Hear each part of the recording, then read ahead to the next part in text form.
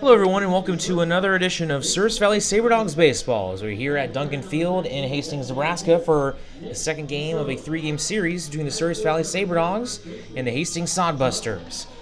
Tonight the Sabredogs are trying to get their second win in a row after getting their first win since the All-Star break as they won in a comeback fashion. They scored 9 runs in the top of the ninth to give them a 10-7 win thanks to a 2-run RBI from Bo McClintock that he put them ahead 9-7, and then Chase Edwards figured he'd get in on the fun, get an RBI single himself. So tonight, as we take a look at the starting lineups, first with the Hastings Sodbusters, they will go with Matt Hess on the mound. That will be a difficult challenge for the Sabredogs because he is having himself a heck of a season. Right now, a record of 5-1, has the most wins on the team, also with a 2.80 ERA, making his 9th start in his 12th appearance. Has pitched in 61 innings, which is the most on the team. He has 63 strikeouts, which leads the team. He has 25 walks and 50 hits allowed for a 123 whip and 9.3 strikeouts per 9 innings. And take a look at the starting lineup from top to bottom. Here's the hitting order for the Sodbusters. Leading off and DHing is Casey Burnham. Batting second and playing center field is Carlos Pinheiro. Batting third and playing right field is Grant Schmidt. Batting fourth and playing left field is Ryan McDonald. Batting fifth and playing first is Derek Hackman. Batting sixth and playing second is Drew Bailey. Batting seventh and playing third is Derek Bornmeyer. Batting eighth and catching is Carter Sakamoto. And batting ninth and playing shortstop is Connor Laus. As for the Sabredogs on the mound is Nathaniel Bresner Mendoza. On the season, as of right now, he has a record of 3-2. He has a 3.72 ERA, making his 5th start of the season, his 12th appearance. 38 2/3 innings with 41 strikeouts, 23 walks, 26 hits for just a 127 whip and 9.54 strikeouts per 9 innings. As for the hitting order, leading off and playing left field is Philip Childs. Batting second and playing short is Mason Dennison. Batting third and DHing is Cruz Taylor. Batting fourth and playing third is Chauncey Callier. Batting fifth and playing second is Josh Pano. Batting sixth and playing first is Bo McClintock. Batting seventh and playing right field is Sam Powers. Batting eighth and catching is Justin Henley. And batting ninth and playing center field is Luke Quick.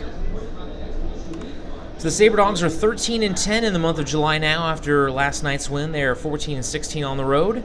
Have a 1-0 record against the Sodbusters and a 7-13 record against Clark Division opponents with a 2-11 road record against Clark Division opponents. They're now 31-24 overall and 15-10 in the second half. And take a look at the standings. First for the Clark Division. Western Nebraska leads it with a 19-6 record. Already have the first round home field advantage. And they will take on rather Fremont or Casper most likely. Hastings is going to try to play catch-up here, as Fremont was unable to beat Casper last night as they snapped their 6-game winning streak, and Casper now themselves has a 6-game winning streak. They've won 9 of the last 10. They're just a half game back of the Moo, as the Moo are 14-8, 3.5 games back of the Pioneers, and the Horseheads are 4 games back of the Pioneers at 14-9. As for the Sodbusters, they've now lost 5 games in a row. They have a record of 10-13 and are 4.5 games back of the Fremont Moo for second and 8 games back of the Pioneers. And as for the Sasquatch, they're 6-16 overall, 11.5 games back of the Pioneers and 8 games back of the Fremont Moo. As for the Lewis Division, Badlands with a 15-8 record, they are 1 game up on the Souris Valley Sabre Dogs. The Big Six have now won 6 games in a row. Sabre Dogs are, as mentioned, 15-10, and they are right now in second place. They're a half game up on the Pier Trappers, who are 13-9. As the Trappers won again last night, they've now won 3 in a row. Hub City is in fourth. They're 9-16 on the second half, 7 games back overall against the Big Sticks, and 6 back of the Sabre Dogs. And the Whiskey Jacks are 3-23, 13.5 back of first place, 12.5 back of the Sabre Dogs, and they have lost 6 games in a row. So we're going to go ahead and send it to a break. Sabre Dogs and Sodbusters coming up in just a few minutes.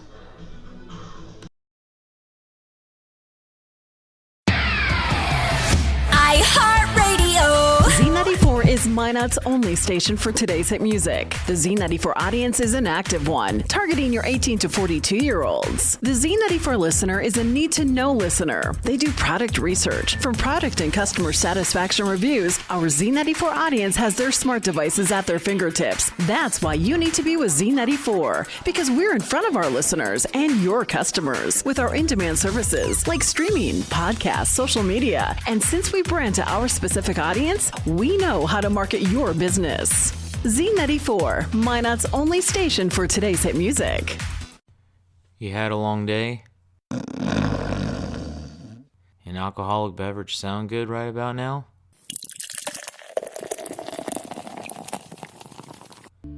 Souris River Brewing Company has you covered. They use the most locally sourced and freshest ingredients available to create quality beers and food.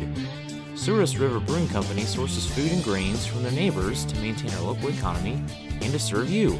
Be sure to stop by Souris River Brewing Company, a true North Dakota experience. Planet Pizza has become Minot's premier party location. Whether it's a birthday, team, family, school, or church get-together, they have everything to make your event out of this world. From arcade games to bouncy houses, they provide fun for all ages. Planet Pizza has been Minot's best pizza place for over 20 years. Don't let the fun fool you. Their pizza is fresh and delicious every time. To book a party or to order, call 701-852-1700. The Sleep in Minot is the #1 favorite place to stay when visiting. The Wi-Fi is always free and the breakfast is always hot and delicious. It's also the most convenient hotel for the kids when they want to hang out at the Dakota Splashdown Water Park. For the grown-ups, the hotel is attached to the Dakota Square Mall, so you can shop till you drop. Then in the evening, be sure and stop in at the best-kept secret lounge for a drink. The Sleep in Minot is a proud sponsor of the Souris Valley Sabre Dogs, the largest sleep in North America, where everyone dreams better. Trinity Health is a nonprofit healthcare system serving northwest and central North Dakota and eastern Montana. With a care hospital in Minot, more than 40 specialties, several rural health clinics, and a long-term facility, Trinity provides a full complement of healthcare services to the region. Since 1922, they have been committed to looking ahead and improving in ways that provide the best, most compassionate care for their patients, families, and communities. Trinity Health, where their mission is, being committed to preserving and improving the quality of health to the people they serve. Know what's below. Call before you dig. Whether you call 811 or use ITIC to file your locate requests, North Dakota One Call makes sure you're able to navigate the One Call process as easy as possible. Whether you're a professional contractor working on a project or a novice homeowner just installing a fence, contact us every time you dig to ensure no underground lines are damaged. It's easy, and it's the law. Dig safe. Sabre Dogs and Sodbusters coming up in just a couple minutes as they will take on Matt Hess.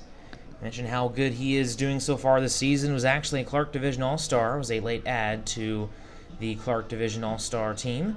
And he was able to pitch. He came in for a scoreless inning. That was in the later portion of the game. Speaking of All-Stars, Sabre Dogs have 4 consecutively hitting in a row. Childs, Dennison, Taylor, and Callier. Sabre Dogs will try to win their second game in a row and try to keep the Pier Trappers at bay. And as of right now, they are just a half game up on the Pier Trappers as the Expedition League Twitter posted out a little bit of a playoff picture. I mean, it's not exactly the best way to lay that out considering the way that the playoffs is formatted, but very much appreciate the gesture from the league. So Western Nebraska and Badlands, of course, have already clinched. Service Valley is listed as the 3, the first 4 in, if you will. And then Fremont would be the number 4 with Pier and Casper on the bubble.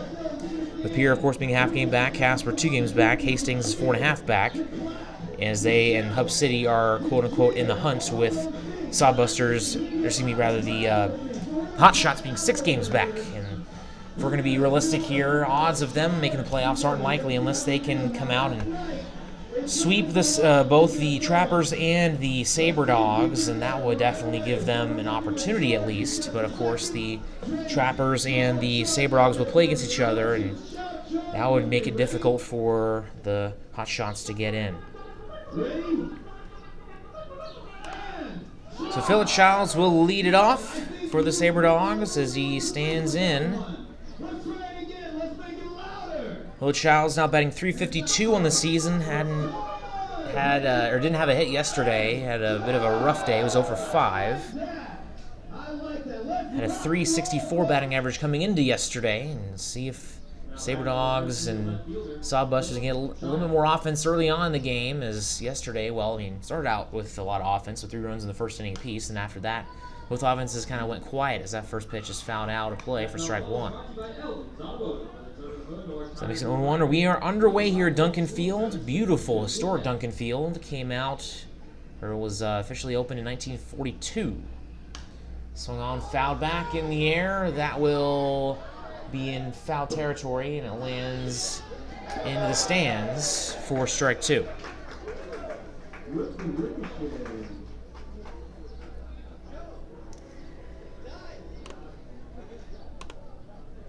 Has a right-handed pitcher from the University of Nebraska, Omaha. Delivers the 0-2 pitch. That one misses upstairs for ball 1.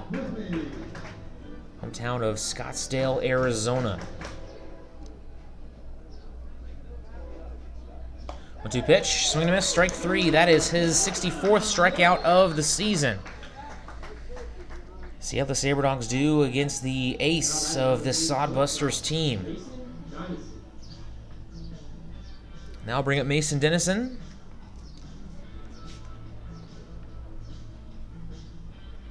He was 1 for 3 yesterday with 2 runs and a steal. Had the tying run in the 9th inning last night. First pitch. And that one misses up and away for ball 1. On the season, Dennison batting .318 on the year. That one is up the middle and past the shortstop, Laux for a base hit. And just like yesterday, Dennison gets his first base hit in the first inning. So that will bring up Cruz Taylor, who is not in the outfield this evening. He'll be the designated hitter for the Sabre Dogs. Cruz Taylor now up to .307 on the year after a nice day yesterday. Went 3 for 5 with 2 runs and 2 RBI. Had the game-tying RBI. As there goes the runner, Dennison. That one is hit right field base hit. Dennison is going to stay at second as that was not hit quite well enough. Schmidt comes in on it, the right fielder for the Sodbusters. So back-to-back base hits with 1 out. Now we'll bring up Chauncey Callier. Let's take a look at the fielding order for the Sodbusters. From left to right in the infield, it will be Bornmeyer, Laux, Bailey, and Hackman. From left to right in the outfield, it'll be McDonald, Pinheiro, and Schmidt. Behind the plate is Sakamoto, and on the mound, of course, is Hess. Callier playing third this evening, batting average up to .366 after a 2 for 4 day yesterday with 2 runs and a steal. Swung in front of that breaking ball.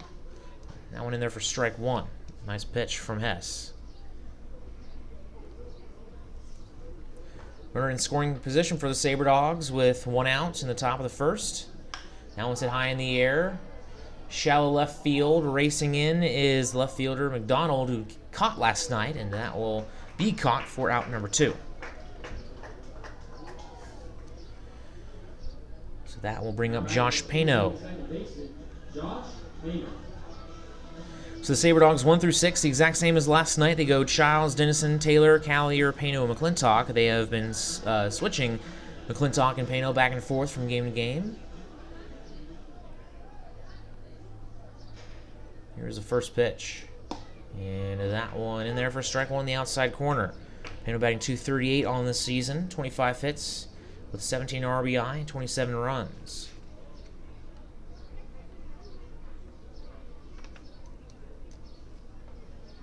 Swung on, missed. That makes it 0-2. Pano with 2 stolen bases yesterday. He now has 21, which is 3rd on the team.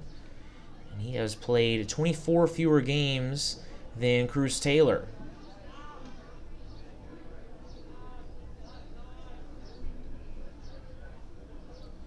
0-2, that one hit the middle, into the glove of Matt Hess. Across his body, underhands it to first, and in time for the final out. So the Sabre Dogs strand 2 runners, and we will head to the bottom of the first. We have no score. You're listening to Sabre Dogs Baseball on the YouTube page of the Service Valley Sabre Dogs. Inside of your mouth ache? Not brushing as often as you should? Then come on over to Kemet Dental. Kemet Dental prides on their team of highly educated dental professionals and advanced technology. Whether it's advanced dental procedures such as implants, same-day crowns, and sleep apnea, there's no problem they can't fix. Visit their state-of-the-art facility or visit kemetdental.com to learn more. Kemet Dental. We treat more than teeth, we treat people. Don't let bad weather surprise you. Stay informed with KMOT. KMOT is Minot's local NBC affiliate that keeps you in the know for all things weather-related. KMOT also makes sure that you know everything important happening in the Minot community. Want to see the latest Twins highlights? Check out KMOT's professional sports coverage, as well as their local and collegiate sports. KMOT, your news leader.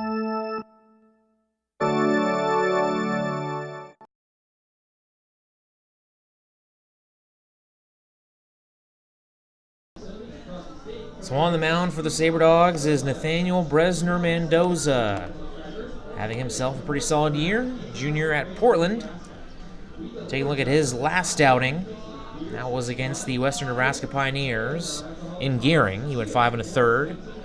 Gave up 4 runs, 5 hits, and 8 walks with 4 strikeouts. Got a no decision. Of course, the first time that Bresner Mendoza has faced the Hastings Sodbusters. He's come in and filled the whole of the starting position pretty flawlessly, I would say, as he was the first guy that was asked to step up after Matt Houlihan left the team. He was one of the most reliable guys on the bullpen, and in my opinion, was a bit of an all-star snub. Really thought he should have been on the team. So leading off for the Sodbusters is Casey Burnham. Burnham was 1 for 4 yesterday. He had a triple yesterday as well as 2 steals. Has the best batting average on the team right now, sitting at .355 with 44 hits. First pitch. That one's in there for strike 1, audible grunt from Bresner Mendoza.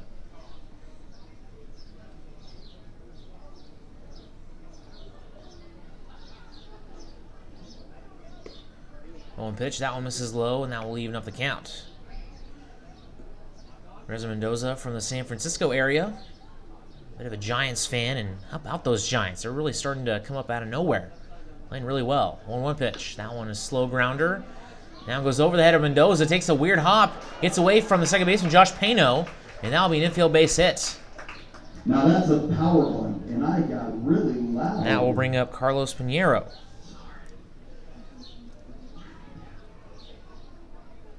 Pinheiro batting .250 on the year. Yesterday went 1 for 5 with a strikeout. Carlos Pinheiro.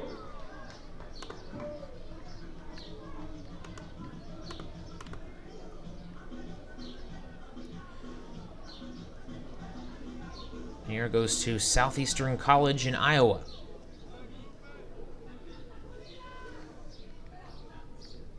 First pitch. That one is in the dirt.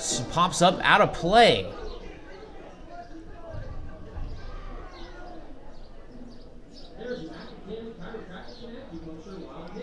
So Casey Burnham advances to second on that.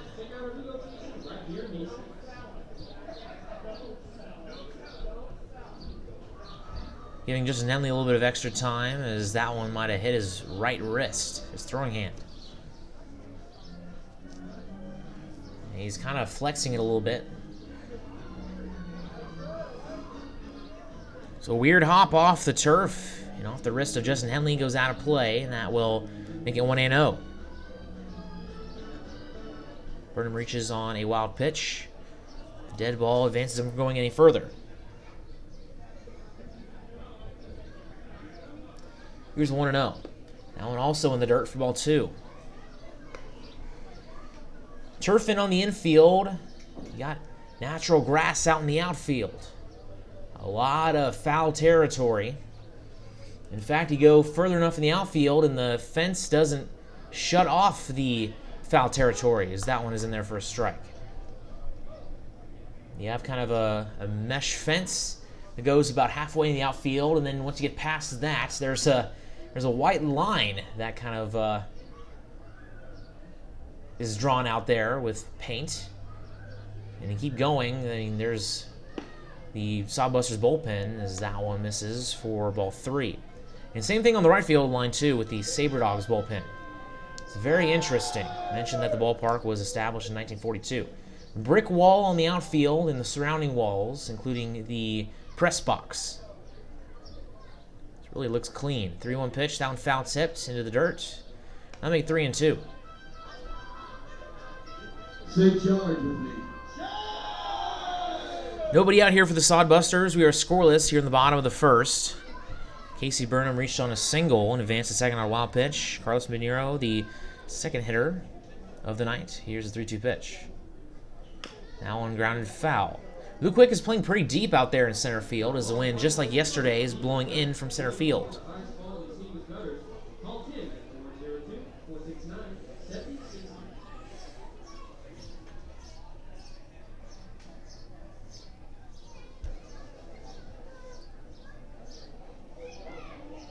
Now time called by Pinheiro, as Bresner Mendoza having a tough time picking up his call. Justin Henley, the catcher for the Sabre Dogs tonight. Paulin went yesterday.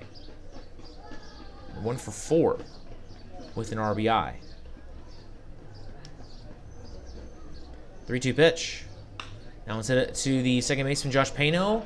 Throw to first in time as it comes off the heel of his glove and drops to the ground, but he picks it up, able to get it to Bo McClintock over at first. Round number 1. Let's take a look at the fielding order for the Sabre Dogs, as Casey Burnham advances over to third, put a runner on third with 1 out for Grant Schmidt. From left to right in the infield, we Collier, Dennison, Pano, McClintock. In the outfield, from left to right, Childs, Quick, and Powers. Behind the plate is Justin Henley, and on the mound is, of course, Nathaniel Bresner Mendoza. Cruz Taylor gets a day off on the defensive side of things. First pitch to Grant Schmidt. Nice stop by Justin Henley. It's in the dirt for ball 1. Grant Schmidt, all-star outfielder for the Sodbusters. He's a sophomore at Cloud County Community College and hometown right here in Hastings. On the season, Schmidt with a .310 batting average and leads the team in RBI by quite a bit. He has 40. Second most is 23. That one is ripped into left field, and he's got RBI number 41. That'll be an RBI single for Grant Schmidt, and the Sodbusters are on the board first. Mentioned yesterday, the Sabre Dogs started the top of the first with 3 runs, and then Sodbusters then answered with 3 of their own to tie the game. From there, the Sabre Dogs got 1 run in the third rather. Then their offense stagnated and didn't get another run until the 7th, as then they trailed 7-4. They got 1 in the 7th, 1 in the 8th, and of course 4 in the 9th to win the game 10-7. First pitch to Ryan McDonald is in there for strike 1, left fielder for the Sodbusters, batting .314 on the year, 3rd highest batting average on the team.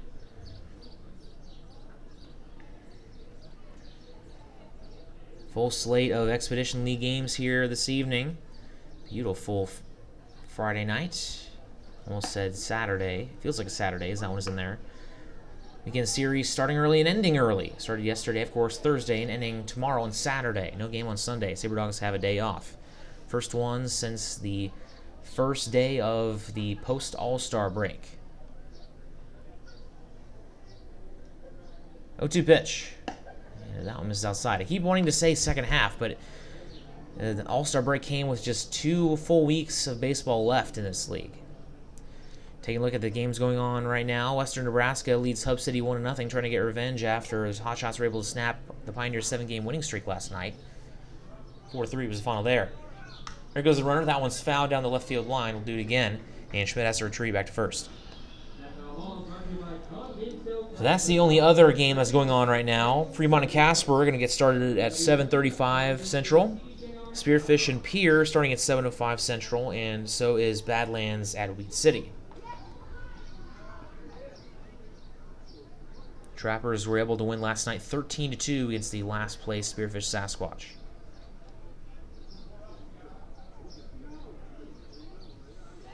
Stepping off the back of the mound is Bresner Mendoza. Sabre Dogs only have a total of 8 games left after tonight's contest. One more road game, of course, tomorrow night, and then 7 games during their homestand. That will be the end of the season. Here is the 1-2. Now one's hit out of play, and that will keep it at 1-2.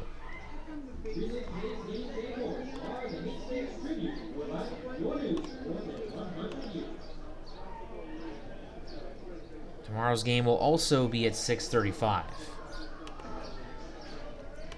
Same times for all the games tonight for tomorrow's slate.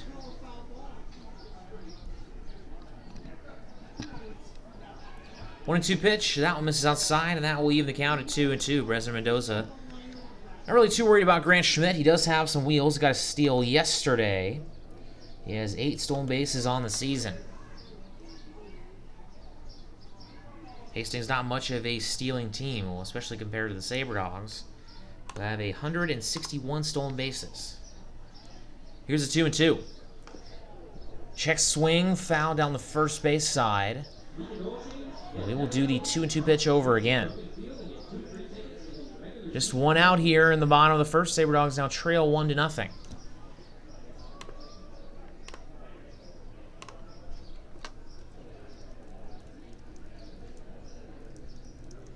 That one's hitting the right field, and that will drop in for a base hit in front of the right fielder, Sam Powers. Now advance Grant Schmidt over to second. And Sodbusters still alive. And that will bring up Derek Hackman, first baseman for the Sodbusters this evening. Did not play yesterday.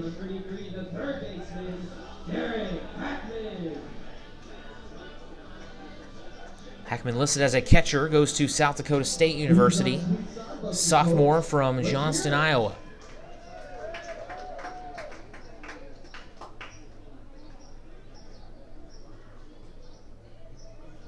First pitch, that one's in there for a strike.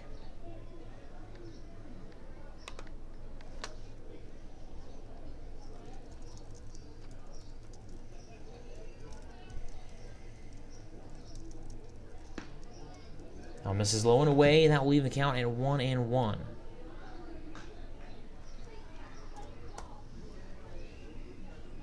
Sabre Dogs will have Bo McClintock, Sam Powers, and Justin Henley coming up in the top of the first. 1-1 pitch. Swung on and missed. Actually, might have got a little piece of that. Regardless, it'll be 1-2.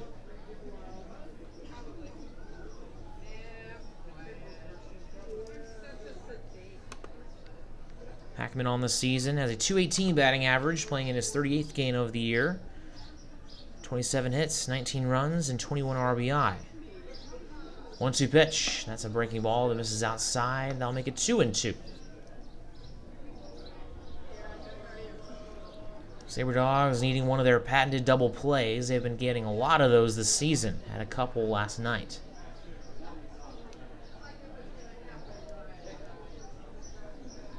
Two-two pitch. Now this is low, and that will make the count full. Bresner Mendoza slapping his glove at the ball in disgust.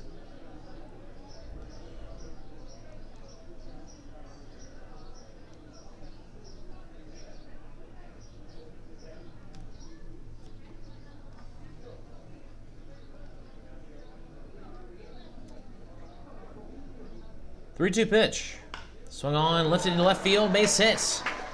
And they're going to wave around Grant Schmidt. The throw from Phil Childs is cut off by Chauncey Collier and is a 2-0 game.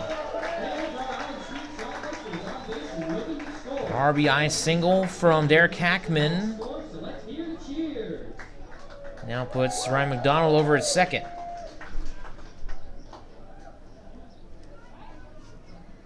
Now batting number 28, your second baseman, Drew Bailey. That'll bring up Drew Bailey, the second baseman this evening for the Sodbusters. First time he has taken on the Sabre Dogs. Fifth highest batting average on the team at 285. First pitch. That one misses. That one's in there for a strike. That one might have been a little bit too far inside, but call regardless. Making his 42nd appearance this season, has 45 hits with just 13 RBI and 25 runs, as well as 8 doubles.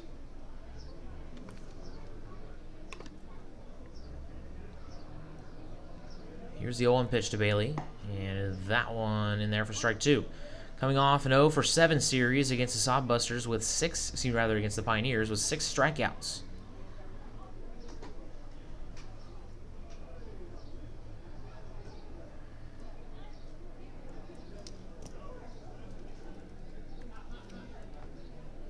O2 pitch, foul tip, and we will do that again.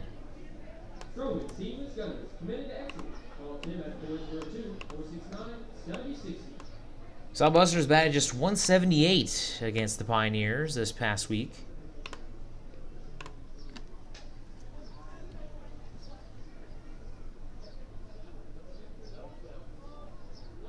Hits out of 73 tries. 0-2 pitch once again, and that one, this is low, and that will be ball 1.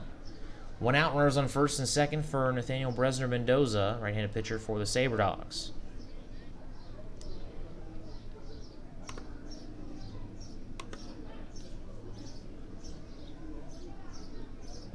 One, 2. Fouled back into the Sodbusters dugout. Keep it 1-2. Sabre Dogs pitching unit at a collective 4.94 ERA with a 1.45 WHIP. Coming into this road trip, it was at 4.66. It has spiked dramatically with a couple of blowouts against the Western Nebraska Pioneers, and also giving up a lot of runs to the Moos. That one misses upstairs. That will make it 2-2.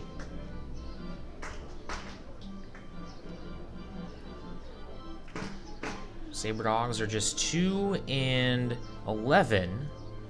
against Clark Division opponents on the road, which is all the Sabre Dogs have done in this 10-game road trip. Doesn't set it up and over the glove of Bresner Mendoza. Nice scoop by Pano. Flip to second is in time. Throw to first is not in time. They'll get 1 out at second. And runner at second. McDonald goes over to third. Nice play by Pano and a beautiful flip to Dennison. Get that first out. So Drew Bailey reaches via a fielder's choice. There are no runners on the corners with 2 out. Derek Bornmeyer comes to the plate, third baseman for the Sodbusters this evening. Bornmeyer from Augustana College, sophomore there, hometown of Elmwood, Nebraska.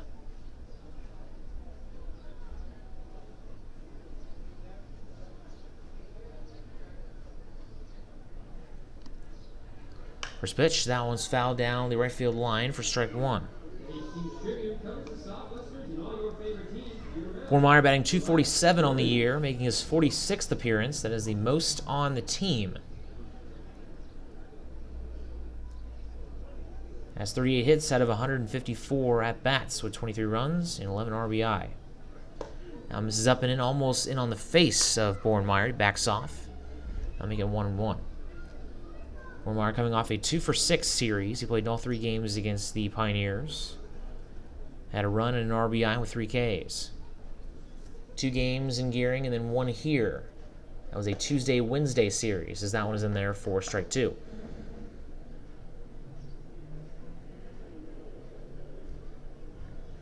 Sodbusters had a nice off day on Monday, and then had a doubleheader, of course, on Tuesday.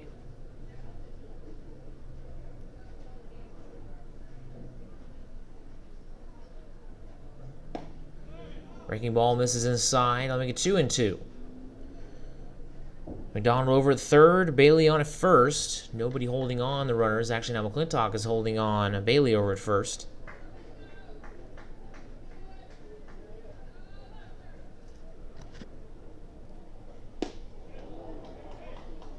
Swing in front of that breaking ball for strike 3. Resner Mendoza's first strikeout of the day. Sabre Dogs now trail 2-0. Led to the top of the second.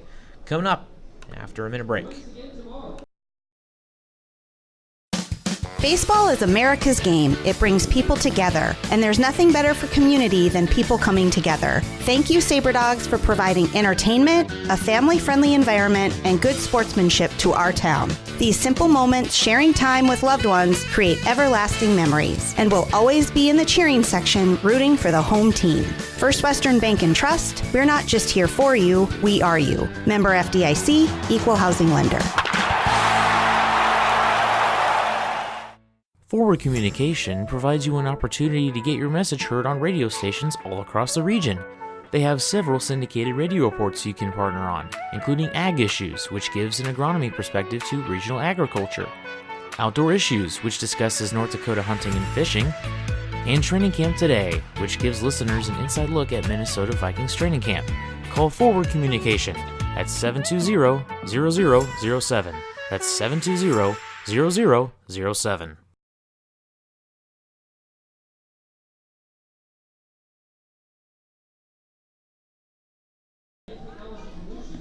Sabre Dogs trailed 2-0 thanks to a couple of RBI singles from Derek Hackman and Grant Schmidt, as they were able to get 4 hits in the bottom of the first. Sabre Dogs will bring up Bo McClintock, Sam Powers, and Justin Henley to start the top of the second. Bo McClintock yesterday went 2 for 3 with 5 RBI, which is a team season high from an individual performance.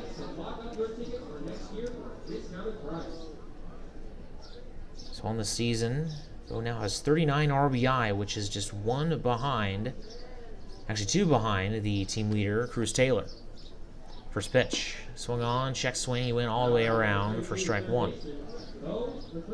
McClintock batting .308 on the season now, has 33 hits out of 107 ABs, 27 runs, 9 doubles, and 6 bombs.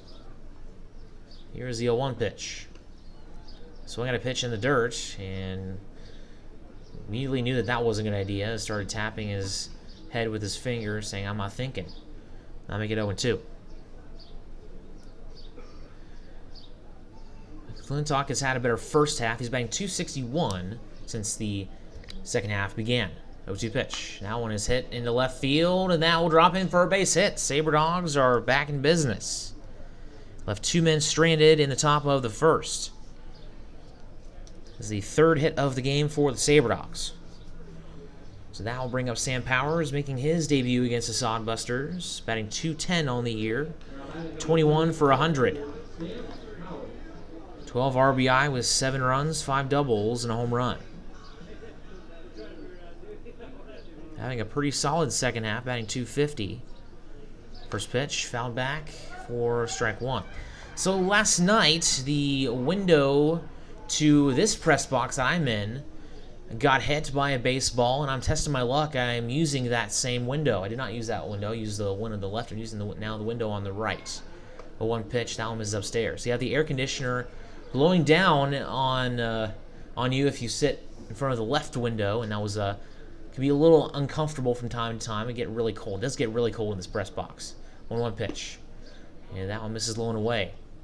It'll blow for a good 45 seconds, and then it'll stop, and then it'll get really hot in here, and then the cycle continues. Better than no AC, though. I'm not complaining. 2-1 pitch. That one waved by Sam Powers, and that will even the count 2-2.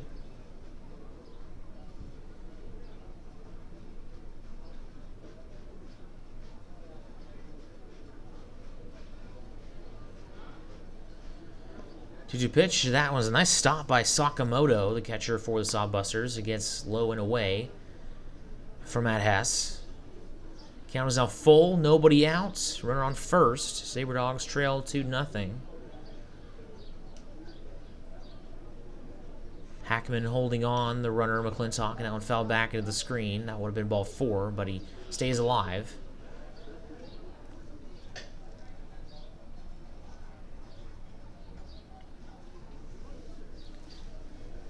Here is the 3-2. Now it's in the air, slicing out of play.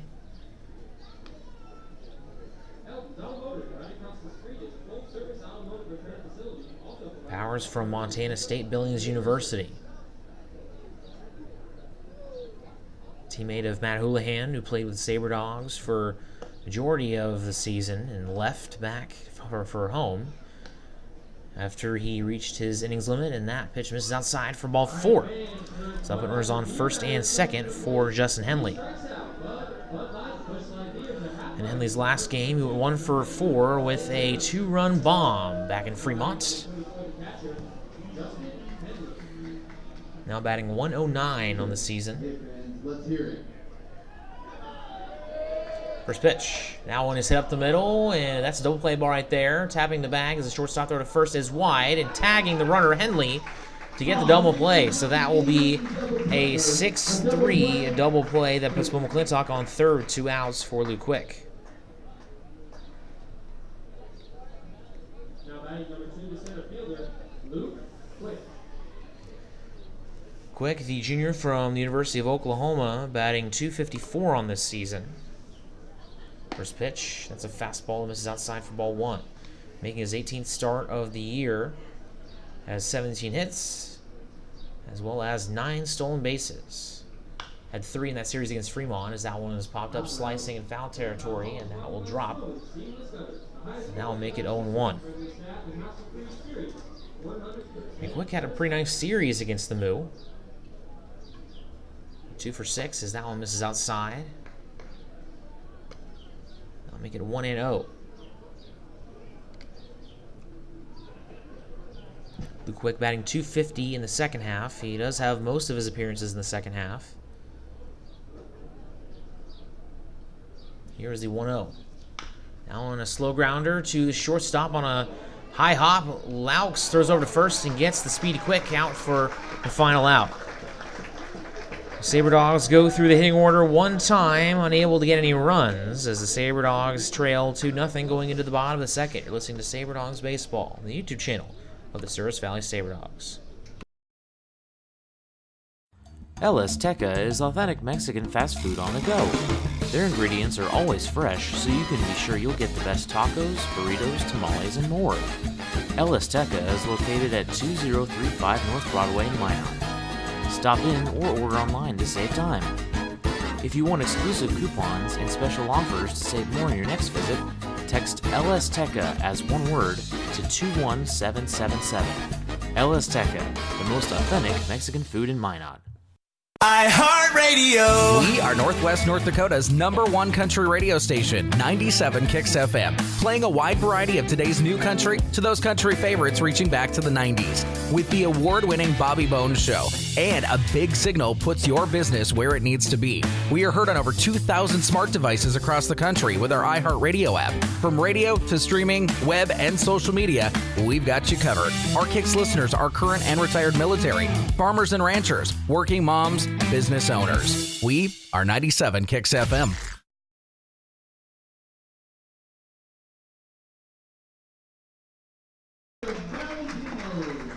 Bresner Mendoza coming on for a second inning as he gave up 2 runs as well as 4 hits in the bottom of the first. He'll take on the 8-9-1 hitters, Carter Sakamoto, Connor Laux, and Casey Burnham. Sabre Dogs trying to get their first multiple win streak since right before the All-Star break. Sabre Dogs won a few games in a row against the Western Nebraska Pioneers. Infield kind of messing around and trying to get loose here and give some words of encouragement to Bresner Mendoza. First time the Sabre Dogs have seen Sakamoto this year. Now batting number 9, your catcher, Carter Sakamoto.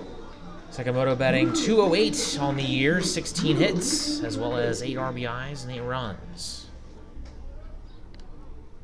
First pitch from Bresner Mendoza.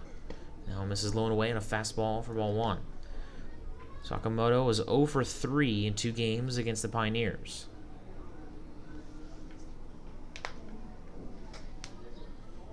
And that one hits Sakamoto on the shoulder blade, and he'll head to first.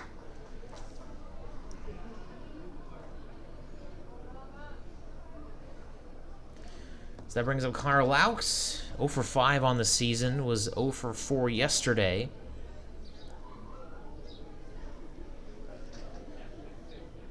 Playing shortstop once again for the Sodbusters.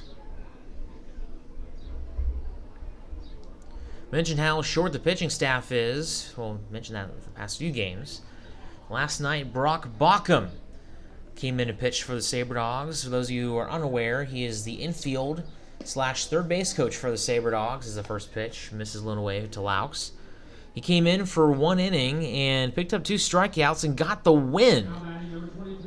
And, well, last year he pitched for a couple games just because, as the Sabre Dogs were doing quite well for the majority of the season. They could afford to do stuff like that.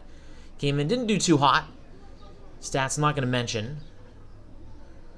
As 1-0 pitch, that one misses out. No, it's in there for a strike on the outside corner. I don't think Laux liked that call. That'll make it 1-1. So Bauckham is now 1-0 as a Sabre Dogs pitcher. Wearing the number 13 of Nick Mastoni, and tonight Cruz Taylor wearing number 13. 1-0 pitch. Now a slow chopping grounder to Mason Dennison. He'll step on the bag, throw to first, will not be in time. And Momo McClintock scoops it to try to avoid it going to the backstop. Unassisted play at second base to get out Sakamoto, and Laux reaches on a fielder's choice. That will bring up the top of the order with Casey Burnham, who reached via a single, came around to score his first time up. Casey Burnham.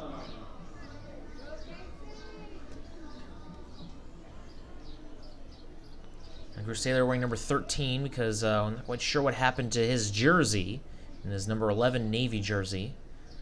First pitch, that one in there for strike 1.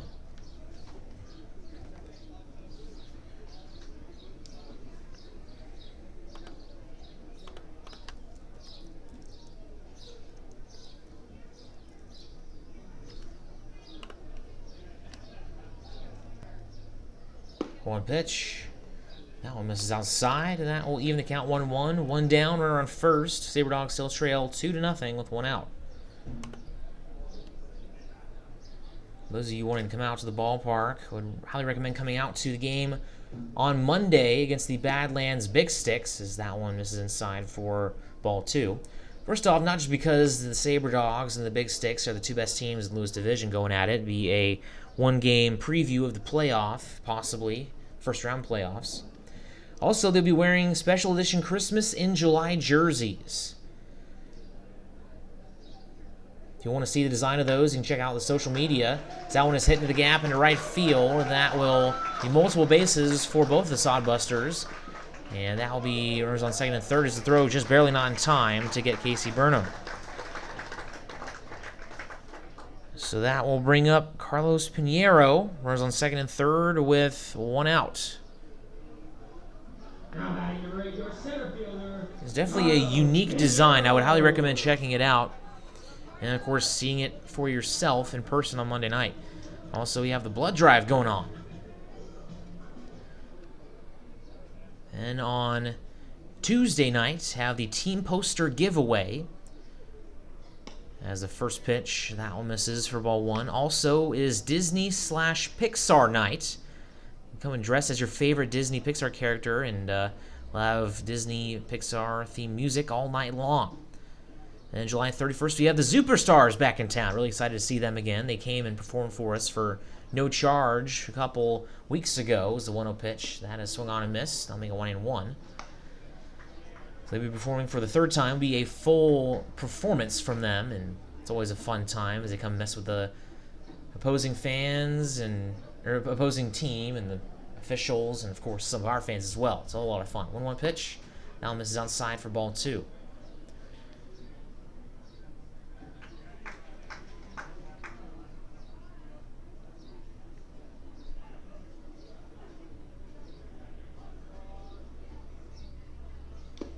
Foul tip, and that will even the count at 2-2.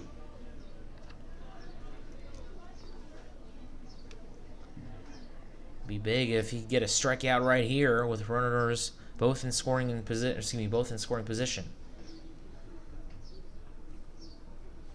Here's a 2-2. This is in the dirt, and Henley blocks that one as this is on the outside corner, and Didn't sound like a whole lot of pad. Might have gotten a little bit of his shoulder there. And still, Henley moving around his hand. It looks to still be in a lot of pain. And he has just been beaten up all season long and continues to keep getting back up. Henley, the catcher from Emmanuel College. Payoff pitch. That one's grounded to Chauncey Callier. Throw back home. They got a man in a pickle. Henley's going to fake the throw back to third, and now they'll throw it to Chauncey Callier. Bresner Mendoza, the pitcher, got it, and he's going to tag the runner out at third. And now there will be runners on second and third with 2 outs. So after all that, we have the same scenario. So Laux is out after a pickle. Now batting number 17, your right fielder, Greg Schmidt. Burnham advances to third, and Pinheiro gets all the way to second on a fielder's choice.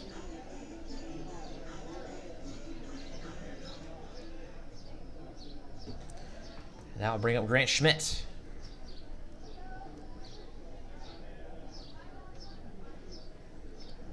Once again, 2 outs. Bottom of the third, Sabre Dogs trailed 2-0. First pitch. Now misses one away. Henley blocks that one.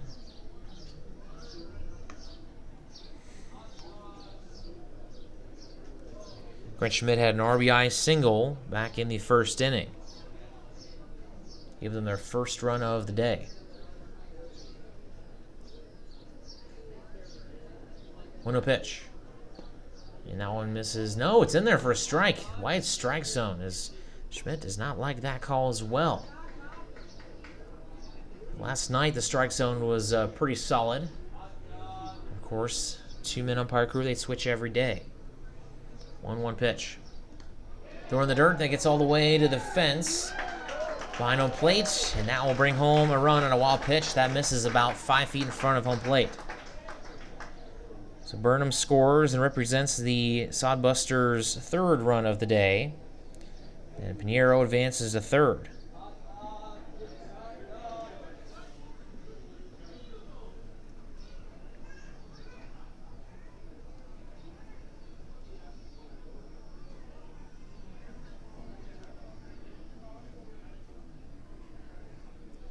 Two-one pitch to Schmidt, and that one misses inside. I'll make it 3-1. As Schmidt 3 for 7 against his previous series against the Pioneers. Had a home run in that one with 2 RBI. 1-0 pitch. Swung on a miss ahead of that breaking ball. That will make the count full.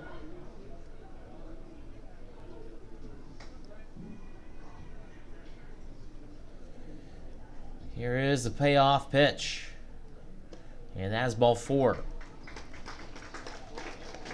Sodbusters stay alive on a nice plate appearance from Grant Schmidt. He ends up winning the battle with Bresner Mendoza. No runners on the corners with 2 outs for Ryan McDonald.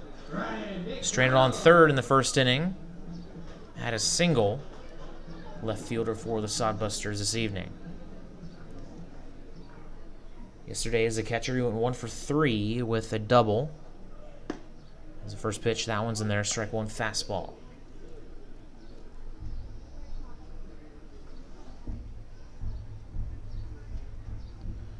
Five hits so far tonight for Hastings. Check swing. Did he go? No, he did not. Now even the count at 1-1. Now they'll check down with the second base umpire. He says no.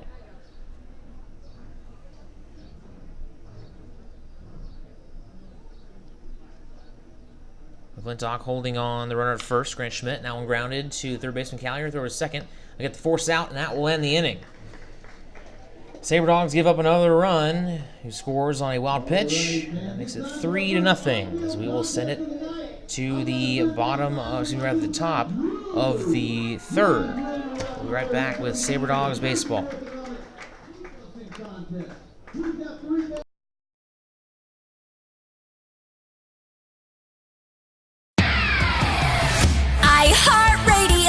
Z94 is Minot's only station for today's hit music. The Z94 audience is an active one, targeting your 18 to 42-year-olds. The Z94 listener is a need-to-know listener. They do product research. From product and customer satisfaction reviews, our Z94 audience has their smart devices at their fingertips. That's why you need to be with Z94, because we're in front of our listeners and your customers with our in-demand services like streaming, podcasts, social media. And since we brand to our specific audience, we know how to market your business. Z94, Minot's only station for today's hit music. You had a long day? An alcoholic beverage sound good right about now?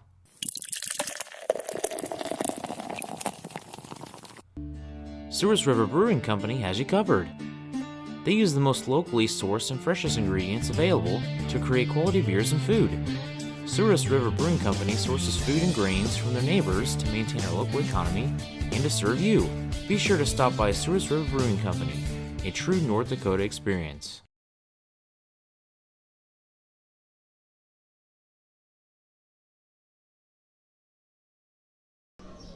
Matt Hess will face Phil Childs to start off the top of the third. Childs 0 for 1 on the day with a strikeout. His first pitch fouled out of here for strike one. Sabre Dogs trail 3-0 after the second inning. Scoreboard was all sorts of jacked up as they reset it, and now they got it back right. Here's the 0-1 pitch now, as that one misses away. They'll even count it 1-1. Phil Childs, a sophomore from the University of Texas Arlington.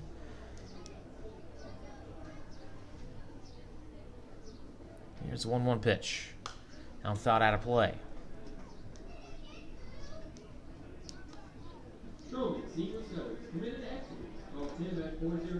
Childs, a big Dallas Cowboys fan, also Texas Rangers. Lives just a few minutes away from both of those stadiums. Here's the 1-2 pitch. That one hit towards right field.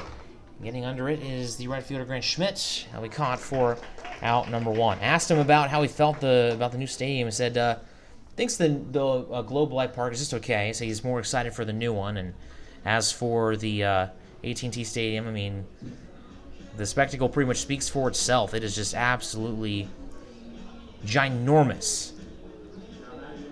As it loses its luster after going a bunch of times like he has, still it is one of the most expensive stadiums in the entire NFL. As that one misses low for ball one.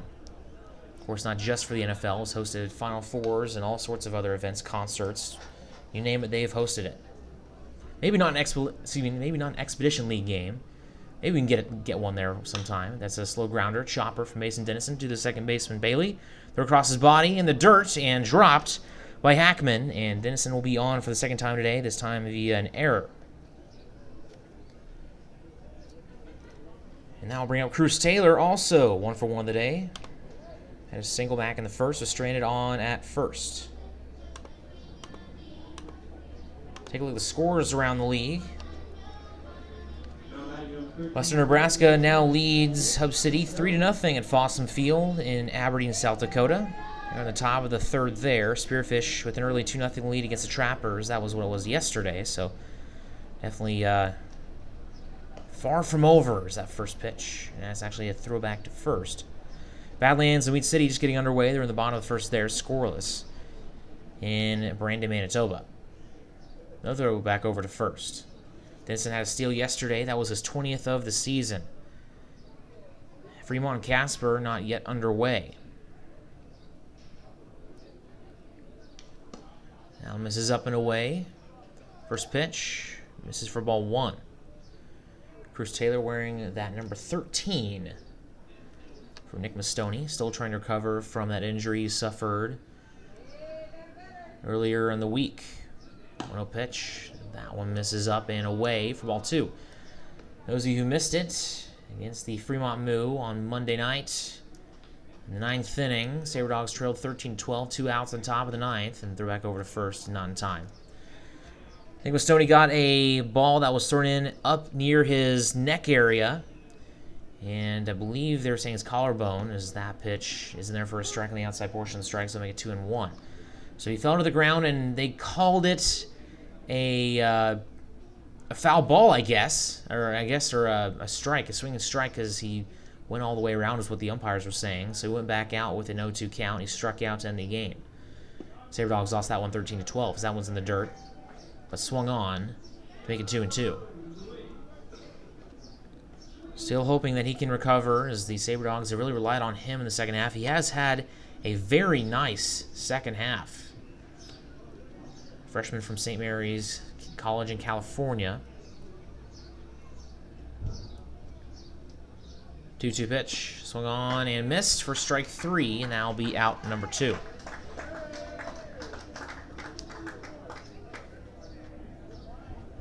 Now batting number 10, first baseman, Chauncey Cowley. Now bring up Chauncey Cowley, flew it to left field his first time up.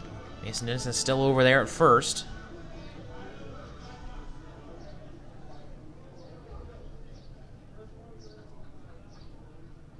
First pitch, foul tip off the glove of the catcher, Sakamoto. That'll be strike 1.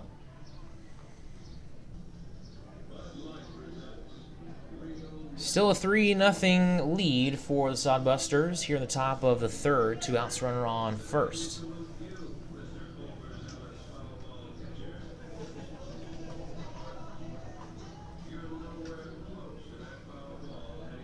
We're back over to first, not in time. Mason Dennison hasn't been really getting a very large lead over there at first.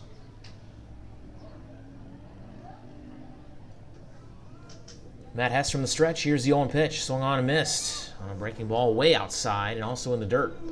I'll make it 0-2.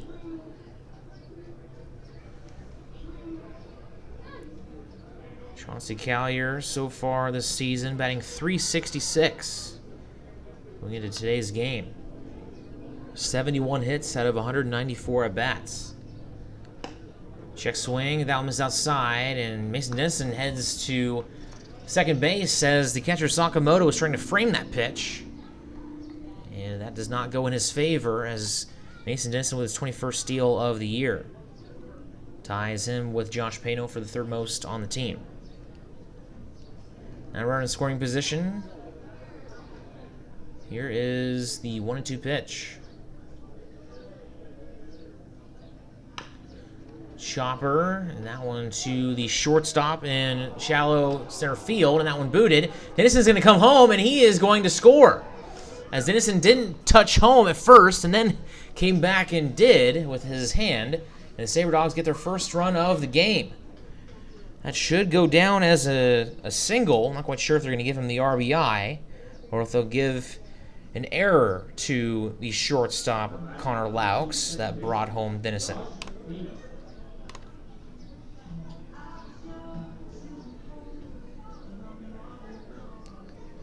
So that will bring up Josh Pano. Sabre Dogs now trail 3-1 as the first pitch misses for ball 1. Pano is 0 for 1 with the ground out. His first time up.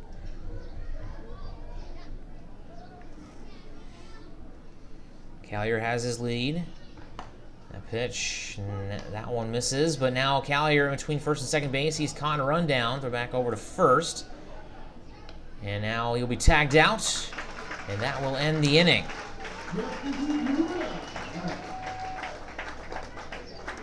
Sabre Dogs now trail 3-1. We will head to the bottom of the third coming up in just a little bit. Planet Pizza has become Minot's premier party location.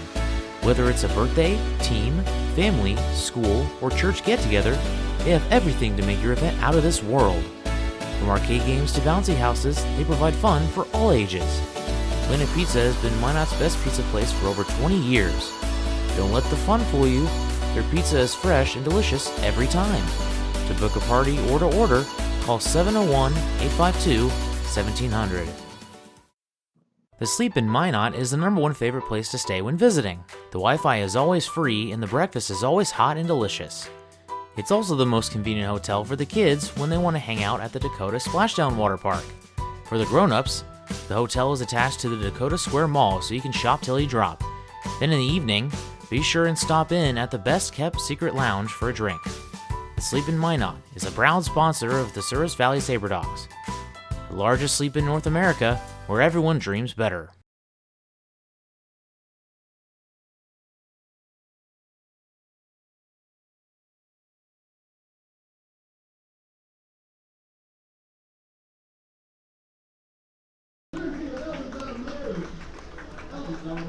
Bresner Mendoza coming out for the bottom of the third. Taking a look at his days so far. He's been 2 innings, has allowed 5 hits with 3 earned runs, 1 walk, and 1 K. Sabre Dogs pitching staff cannot afford really anyone to come in for just 3 innings, and that be it.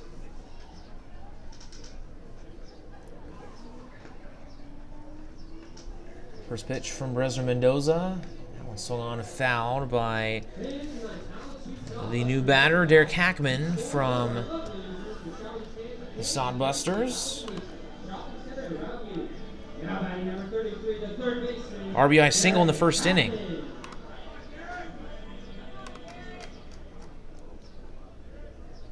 Here's the 0-1 pitch. Now misses outside. Sabre Dogs at the most go with 3 pitchers in a game. Unless they go with someone like Brock Bauckham, they can afford to go 4. That misses outside. As Brock Bauckham, of course, not going to be on the staff every night. As that will be now 2-1.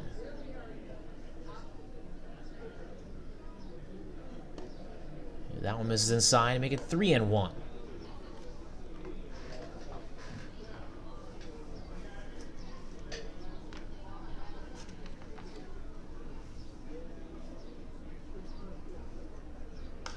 Swung on in foul territory, slicing down the third base line, and that will be caught by Philip Childs, who dives to make the play for out number 1. Fantastic effort from the left fielder from the University of Texas, Arlington.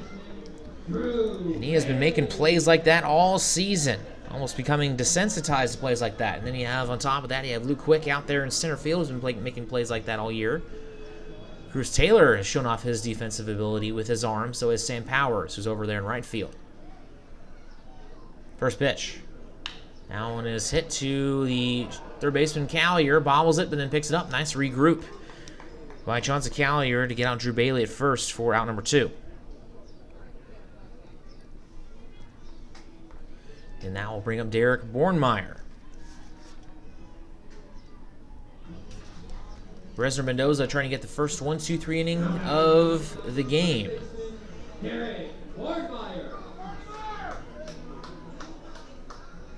Bornmeyer struck out his first time up.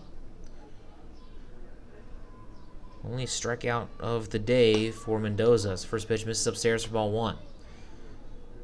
Mendoza likes to have his hat down low right at his eyes. Doesn't like to give the batter any ideas as that one misses low and away. Doesn't want to give the batter's idea of where he's looking.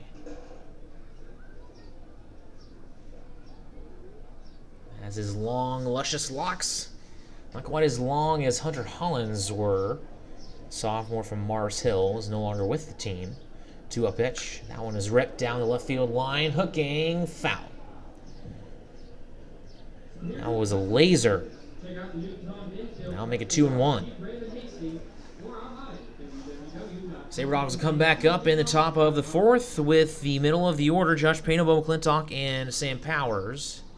Try to tie this game up. This is right now the Sabre Dogs trail 3-1 after Mason Dennison caught the Hastings Sodbusters defense sleeping. He was able to advance from second all the way home after an RBI, after a single from Chauncey Callier in on the infield. So after that breaking ball, it'll make it 2-2. Here's the pitch to Bornmeyer. Check swing, that one misses low in the dirt and away. That'll make the count full.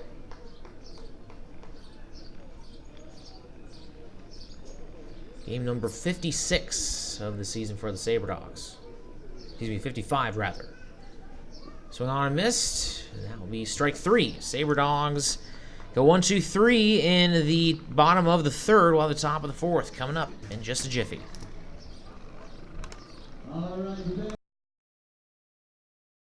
Trinity Health is a nonprofit healthcare system serving northwest and central North Dakota and eastern Montana. With a care hospital in Minot, more than 40 specialties, several rural health clinics, and a long-term facility, Trinity provides a full complement of healthcare services to the region.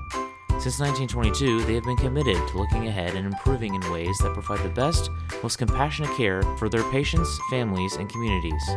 Trinity Health, where their mission is, being committed to preserving and improving the quality of health to the people they serve. Know what's below. Call before you dig. Whether you call 811 or use ITIC to file your locate requests, North Dakota One Call makes sure you're able to navigate the one call process as easy as possible. Whether you're a professional contractor working on a project or a novice homeowner just installing a fence, contact us every time you dig to ensure no underground lines are damaged. It's easy, and it's the law. Dig safe.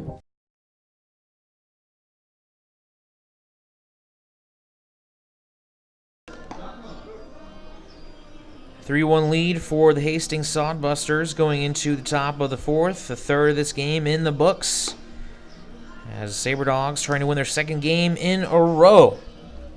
So last night they were able to get a 4-run top of the ninth as they won in comeback fashion to win it 10-7. See if the Sabre Dogs can come back once again as they, like I said, trail by 2. Josh Payne will lead things off. 0 for 1 with a ground out as unable to finish his at-bat first time. Foul tip as Johnson Callier was caught in a pickoff.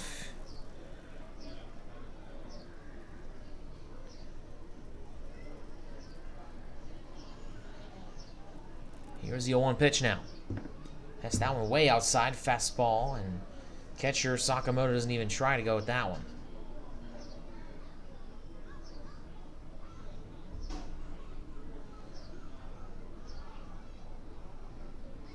Wind up in the pitch for Matt Hess. And one swung on and missed, a breaking ball. That one low away into the dirt. Been able to get a lot of Sabre Dogs on that breaking ball low and away.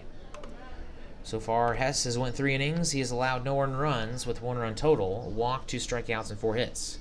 1-2 pitch, check swing. Did he go around? Yes, he did. He'll head over to first as that one misses in the dirt. And that will be out number 1 as the throw is in time. So that will bring up Bo McClintock, who is 1 for 1 of the day. A single to lead off the top of the second. Was unfortunately stranded at third.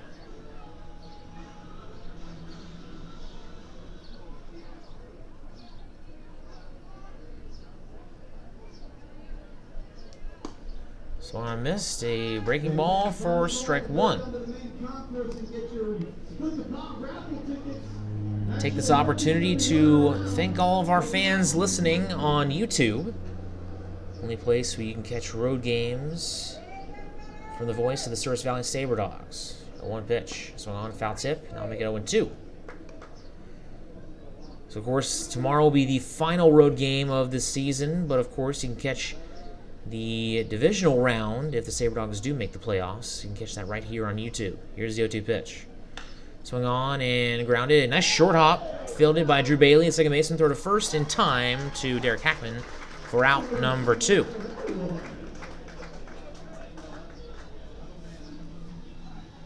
So that'll bring up Sam Powers. Now batting number 20, the right fielder, Sam Powers.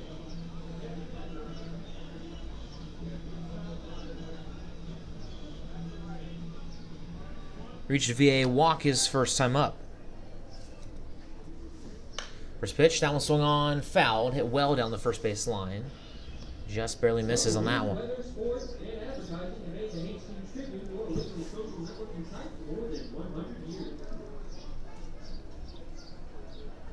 A 1 pitch. That one's hit towards right field. That one will be caught by Grant Schmidt. A quick 1-2-3, top of the fourth for Matt Hess. Now we'll send us to the bottom of the fourth with the 8-9-1 hitters. Carter Sakamoto, Connor Laux, and Casey Burnham coming up. Inside of your mouth ache? Not brushing as often as you should? Then come on over to Kemet Dental. Kemet Dental prides on their team of highly educated dental professionals and advanced technology. Whether it's advanced dental procedures such as implants, same-day crowns, and sleep apnea, there's no problem they can't fix. Visit their state-of-the-art facility or visit chemetdental.com to learn more. Chemet Dental. We treat more than teeth, we treat people. Don't let bad weather surprise you. Stay informed with KMOT. KMOT is Minot's local NBC affiliate that keeps you in the know for all things weather-related. KMOT also makes sure that you know everything important happening in the Minot community. Want to see the latest Twins highlights? Check out KMOT's professional sports coverage, as well as their local and collegiate sports. KMOT, your news leader.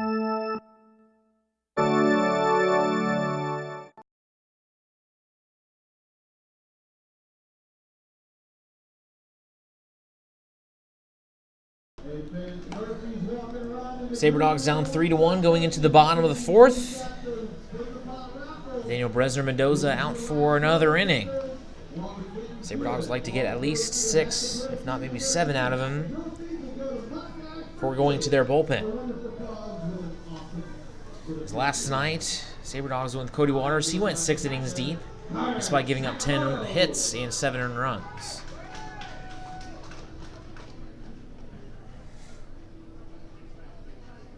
How about the bullpen yesterday doing a fantastic job, not just from Brock Bauckham, but Jace Mapston and Caden Kalber as well. Kalber got the save, and Jace Mapston with another nice outing as the first pitch. That one's in there for a strike.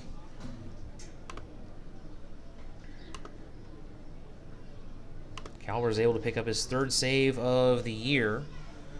One of 3 Sabre Dogs with multi-save seasons. This is the 0-1 pitch, way outside, but swung on and missed. And that will make it 0-2.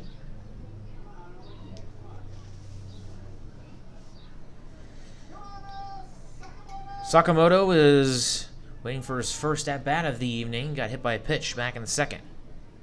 Here's the 0-2. Swung on a miss, strike 3, and that will retire the first hitter in the 4th as Sakamoto goes back and is the victim of a strikeout for the 3rd time from the Sodbusters. They'll bring up Connor Laux. Still yet to get a hit. 0 for 6 on his season, knock on wood. First pitch from Bresner-Mendoza. That one inside, ball 1, fastball. Got on via fielder's choice and was caught in a pickle between 3rd and home back in the 2nd inning. 1-0 pitch. Now misses low and away. Now make it 2-0. Sabre Dogs trail 3-1 here in the bottom of the 4th. Trying to hold off the Pier Trappers, who are in 3rd place now. Just a half game back of the Sabre Dogs as that one scooped up by Henley. Now misses for ball 3. Speaking of the Trappers, they trail 5-2 at home against the Spearfish Sasquatch, and they're just in the top of the 2nd there.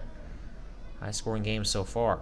Wheat City with an early 1-0 lead against Badlands at Andrews Field in the top of the 2nd. Brandon, Manitoba, 3-0 pitch. That one fastball to the middle for strike 1. In Western Nebraska, whooping up on Hub City after the Hotshots upset them yesterday to snap that 7-game win streak that the Pioneers had going. It is 6-0 in the top of the 4th. And that one misses, and that'll be a 5-pitch walk from Bresner-Mendoza. That'll put Laux on at first. Last game is between Fremont and Casper. They just got underway. They're in the bottom of the 1st scoreless at Mike Lansing Field in Casper, Wyoming. 7-6 thriller last night, which fell in the way of the Horseheads, as they are now just a half game back of the Fremont Moo.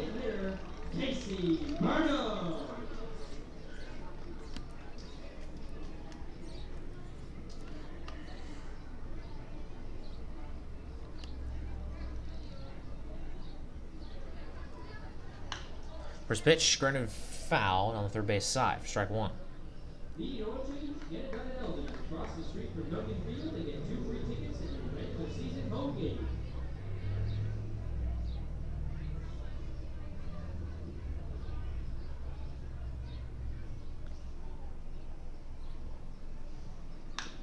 Swung on grounded. Bo McClintock has it. Double play opportunity here. They get 1 at 2nd. The runner at 1st is out as Bresner-Mendoza covers first. That will be a 3-6-1 double play to end the inning. Fantastic stuff once again from the Sabre Dogs defense. As Burnham is retired, that will bring up the top of the fifth, coming up after a brief commercial break. You're listening to Sabre Dogs Baseball on the YouTube page of the Service Valley Sabre Dogs. Baseball is America's game. It brings people together, and there's nothing better for community than people coming together. Thank you, Sabre Dogs, for providing entertainment, a family-friendly environment, and good sportsmanship to our town. These simple moments, sharing time with loved ones, create everlasting memories, and will always be in the cheering section, rooting for the home team. First Western Bank and Trust, we're not just here for you, we are you. Member FDIC, Equal Housing Lender. Forward Communication provides you an opportunity to get your message heard on radio stations all across the region. They have several syndicated radio reports you can partner on, including Ag Issues, which gives an agronomy perspective to regional agriculture, Outdoor Issues, which discusses North Dakota hunting and fishing, and Training Camp Today, which gives listeners an inside look at Minnesota Vikings training camp. Call Forward Communication at 720-0007. That's 720-0007. Justin Henley will lead things off for the Sabre Dogs in the top of the fifth as they trail 3-1. Justin Henley 0 for 1 on the day with a ground out to the shortstop as Matt Hess once again back on the mound for Hastings. Here's the windup in the pitch from the righty. That one swung on, grounded foul down the first base line for strike one. Catcher for Manuel having a nice defensive day. Would like to convert that into offense here. Got his second home run of his season back on Tuesday. 0 pitch. That one is in there for strike two.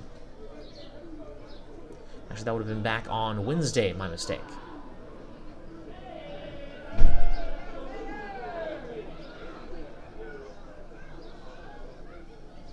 Oh-2 pitch. That one a slow chopper back to the mound. Hess has it. Throw over to first in time for out number one.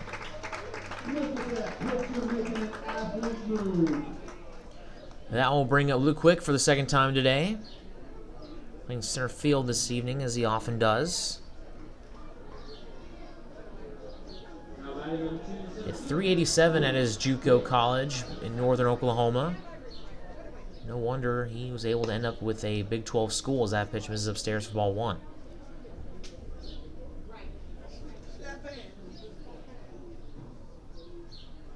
One-0 pitch.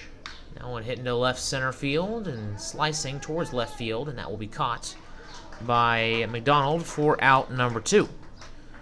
Wilson Rubion's parents in attendance here, as they are season-long listeners of the broadcast. Appreciate their viewership. Got to see Wilson Rubion get a hit yesterday, as well as a run. Sabre Dogs won in a thriller 10-7 last night. Here's the first pitch now to Phil Childs. As that one misses for ball one. Childs is 0 for 2 on the evening, 0 for 7 in his last 7 ABs. Fastball, that one's in there for a strike. Humid evening, but somewhat cooler, as the sun's starting to be covered by the clouds and lights coming on here at Duncan Field, here in Hastings, Nebraska. Here's a slow chopper. Childs could beat this out. Not quite, as third baseman Bornmeyer on to make the play. Back-to-back 1-2-3 innings from Matt Hess and the Sodbusters defense. So that'll bring up the top of the fifth. Sabre Dogs trail 3-1. We'll be right back. El Azteca is authentic Mexican fast food on the go. Their ingredients are always fresh, so you can be sure you'll get the best tacos, burritos, tamales, and more. El Azteca is located at 2035 North Broadway in Minot. Stop in or order online to save time. If you want exclusive coupons and special offers to save more on your next visit, text El Azteca as one word to 21777. El Azteca, the most authentic Mexican food in Minot. iHeartRadio. We are Northwest North Dakota's #1 country radio station, 97 Kicks FM, playing a wide variety of today's new country to those country favorites reaching back to the 90s. With the award-winning Bobby Bones Show, and a big signal puts your business where it needs to be. We are heard on over 2,000 smart devices across the country with our iHeartRadio app. From radio to streaming, web, and social media, we've got you covered. Our Kicks listeners are current and retired military, farmers and ranchers, working moms, business owners. We are 97 Kicks FM. Quick past inning for both teams as they both resulted in 1, 2, 3 innings. So that will bring up Carlos Pinheiro to start off the bottom of the 5th as we have completed a full half ball game this evening. We've been playing for about an hour and 15. Now batting number 8, your center fielder, Carlos Pinheiro. First pitch to Pinheiro, check swing. That one misses outside for ball 1. Pinheiro stranded on at third back in the 2nd inning.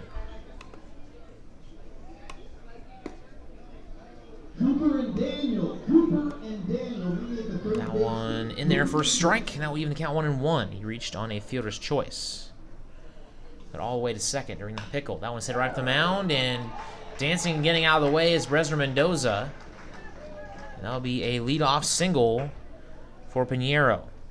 Now batting number 17, the right fielder, Grant Schmidt. First base hit we've seen since the top of the 3rd. Now I'll bring up Grant Schmidt, who is 1 for 1 with an RBI single and a walk.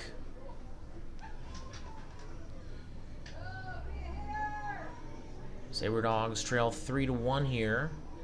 Also haven't had a run since the top of the 3rd. Now one way behind the mound, or excuse me, way behind the batter. And that might have just slipped out of his hand. And as a result, Schmidt will have a 1-0 count, and Pinheiro advances to second. Is there a just a bit inside call? As if so, that would be certainly fitting.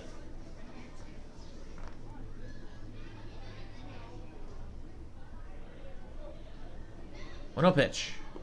That one misses low in the dirt and outside for ball 2.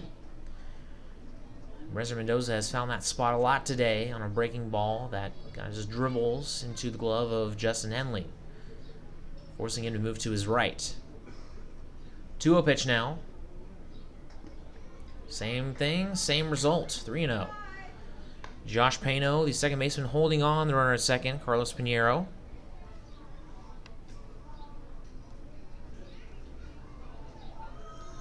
Has 13 stolen bases, one shy of the team leading Casey Burnham, who has 14.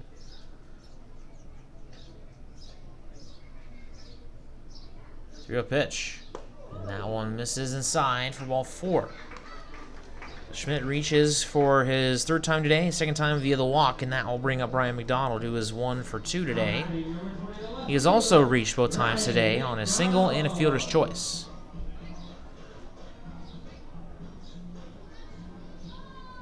So we're on 1st and 2nd. Nobody out here in the top, the bottom of the 5th.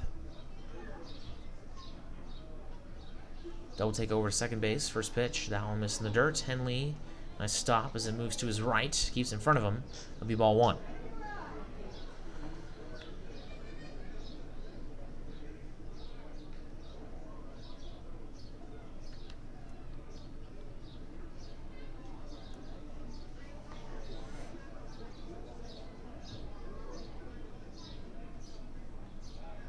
Bresner Mendoza steps off the back of the mound.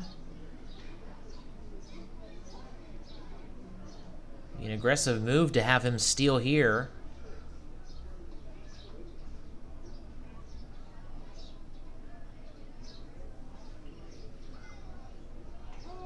Now time called by the batter McDonald. So when Pinheiro gets his lead at second, he starts in the back portion of the base path, and then when the pitcher comes set, he runs forward about 4 or 5 steps as the 1-0 pitch. That one is in there for a strike. Make it 1-1. He's kind of trying to intimidate the pitcher, making it look like he's getting extra steps, when in reality he's just staying pretty much in the same spot. Here's the 1-1 pitch now. That one is in there for strike 2 on the outside portion of the strike zone. Make it 1-2.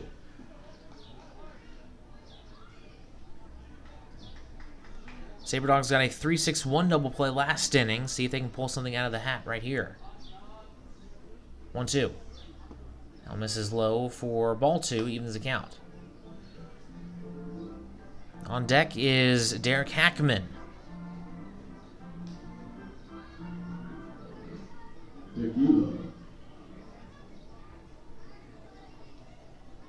Bresner Mendoza comes set.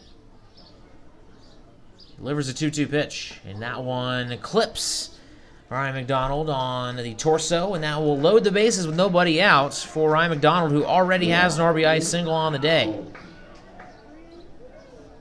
Alright, fans, tonight's Alex Sweet Sodbusters coming to play. He scores one of our lovely individuals. Excuse me. Derek Hackman coming into today's game with a batting average of .218.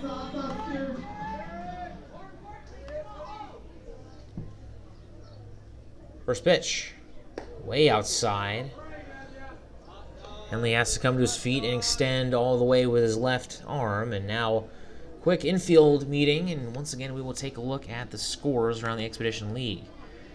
Casper now has the lead on Fremont as they are on the top of the second there. Casper now leads 1-0. Hub City responds with 3 runs of their own to make it 6-3 in the bottom of the fourth.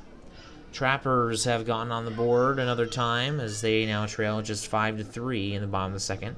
And Weed City continues to lead Badlands 1-0 at the top of the third. Also have a full slate of Major League games. We'll get those to you later on in the evening when we have an opportunity. 5 minutes till the top of the hour here in Hastings, Nebraska. Sabre Dogs trying to win their second game in a row. Snapping a 7-game losing streak last night.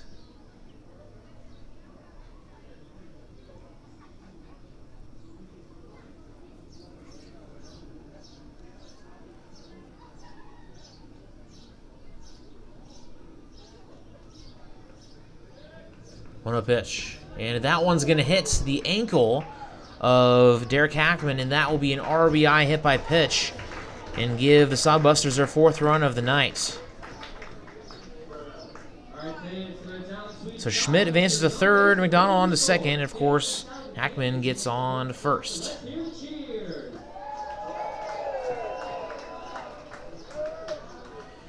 And that will bring up Drew Bailey.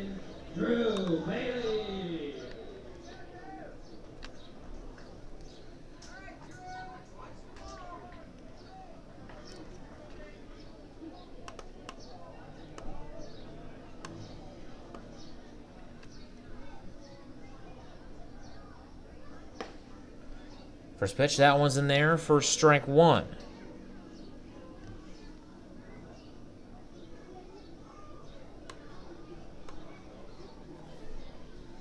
Bailey 0 for 2 on the day. And that one up in on the head, just barely missing Bailey, but ducks out of the way, goes all the way to the backstop, and that'll be another run on a wild pitch. And Bresner Mendoza has been all over the place this evening. Just been an uncharacteristic-like night for Nathaniel. Really has been unfortunate. As Schmidt scores, it is now 5-1. Second Sodbuster to score via the wild pitch as McDonald advances to third and Hackman on to second. Runners on second and third, still nobody out here on the bottom of the fifth. That one in the dirt. This time Henley has to go and get that one. Definitely tell something is not going right with Bresner Mendoza in terms of his mentality here. Very difficult to get yourself back in a game after struggling so much. However, Sabre Dogs only trail by 4. Definitely not out of this game yet as that one misses for ball 3. Infield playing in here, suggesting that Drew Bailey might try to bunt the runners over.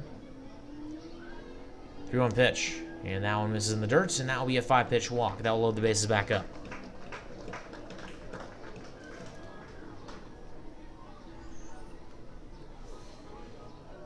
And now head coach Corey Thompson going out for a mound visit.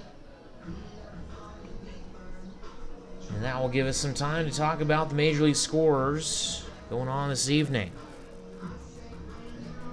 Cincinnati Reds trail the Colorado Rockies 6-2 in the bottom of the 8th. Braves trail the Phillies 5-1 the top of the 6th as Bresner Mendoza is done for the day. He finishes with 4 innings. As the new pitcher will be Braden Henley. Dodgers and Nationals are in the bottom of the 7th. Dodgers lead 1-0 as the Nationals have runners on first and second with nobody out. Rays lead the Blue Jays in the top of the 6th, 3-1 there. D-backs lead the Marlins 2-1 in the top of the 6th. Red Sox lead the Yankees 7-1 after a thrashing last night, as the Red Sox are trying to get another blowout win. Bottom of the 6th there. Mets lead the Pirates 6-3 in the top of the 7th. Brewers and Cubs are scoreless in the bottom of the 3rd. Twins lead 5-0 against the White Sox early, just in the bottom of the 2nd there. South side of Chicago. Astros and Cardinals are scoreless in the top of the 3rd, and Indians lead the Royals 2-0 in the bottom of the 3rd. No games have been finalized yet, and 4 games get underway just past the 9 o'clock hour. Rangers and A's, Orioles and Angels, Tigers and Mariners, and Giants and Padres.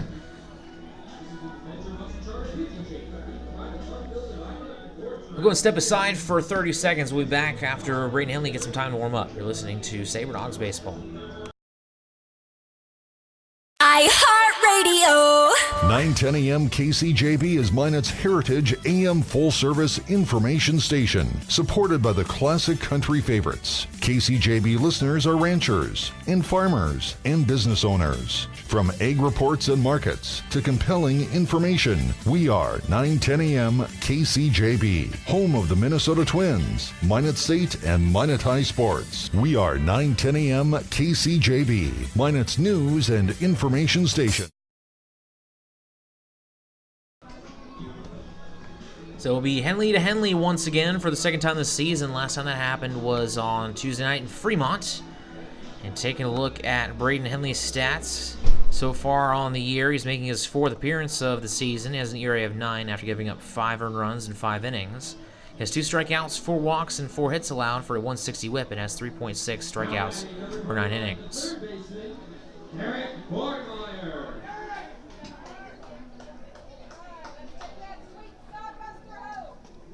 So he will take on Derek Bornmeyer with bases loaded and nobody out. Bresner Mendoza responsible for all 3 of the base runners. Sabre Dogs trail 5-1. First pitch from Braden Henley to Justin Henley, and that one is in there. Fastball right the middle for strike 1. Braden Henley tweaked his left ankle a little bit. Is the mound in Fremont not exactly the best one in the league? There's a big hole as that one is sliced out of play. They'll make it 0-2. Sabre Dogs said they try to cover it up, but every single time they did cover it up, Fremont would then dig it right back up, and it's got a bit of a chore. I don't think Henley realized that the second inning he came out that the hole was redug, and as a result he twisted on it as that one misses up high for ball 1.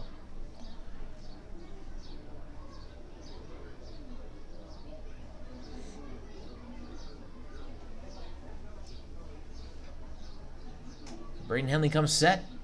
He goes to the plate. 1-2 pitch. That one's in the air towards right field. Sam Powers will get under it. He's got a cannon, and the runner will try to score. That is McDonald. The throw to the plate is not in time as the throw was wide. It would have been in time if it was on target. But Henley has to catch it. He has to dive back to try to make the tag and just barely misses it. Now that'll be a sac fly from Bornmeyer out to right field. That'll give them their 6th run of the night to make it 6-1.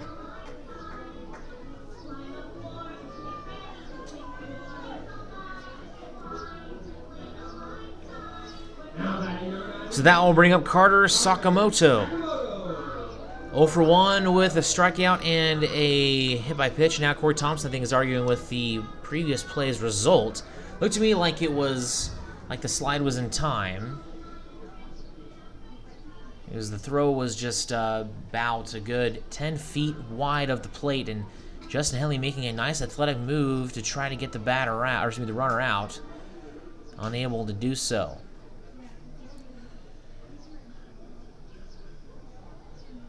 Sakamoto, the catcher for the Sodbusters this evening.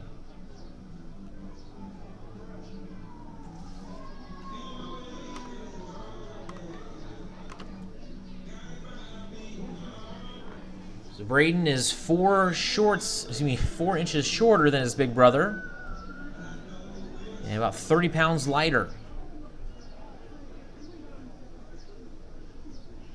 Actually, my bad, 70 pounds lighter. I was looking at the wrong person there. He's 5'8", 145. Is that pitch swung on and missed? By far the lightest player on the team.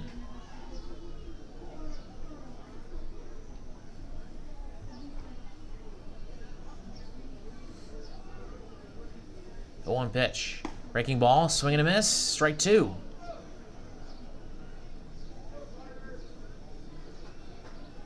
Braden Henley tried to get into a Sun Belt league closer to his home in Georgia. Unable to get on a pitching staff, and as a result, his brother Justin said that they need pitchers, and lo and behold, he comes here late in the season as Allen misses up high for a ball. It's a 23-hour drive from here to where the Henleys live, and he said it took him 3 days to get to Minot. And they have needed him, and he has done a pretty solid job so far. 1-2 pitch in the dirt, and that will make it 2-2.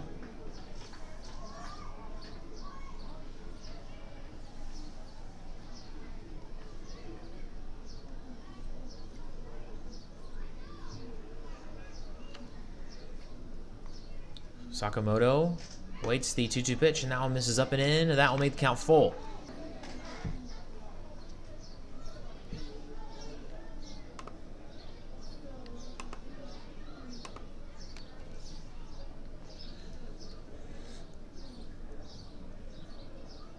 Henley sets, looks over third, and delivers. That one swung on a slow grounder to the charging Mason Denson, looks over third, but first in time for out number 2.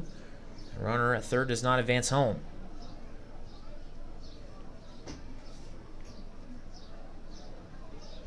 Now we'll bring up Connor Laux, the number 9 hitter for the Sodbusters, with 2 outs here in the bottom of the 5th. Resner Mendoza finished his day with 4 innings, 6 hits allowed with 4 walks and 3 strikeouts. We will have, of course, the earned run total coming up after the inning closes. So he is responsible for both runners on second and third, and was responsible for the runner on third that scored on a sac fly. So Laux is 0 for 1 on the day, reached via walk back in the 4th, and fielder's choice back in the 3rd. Excuse me, the 2nd, as that one misses outside for ball 1. Henley trying to escape here. Hold on to a 5-run deficit. 1-0 pitch. That one misses low for ball 2.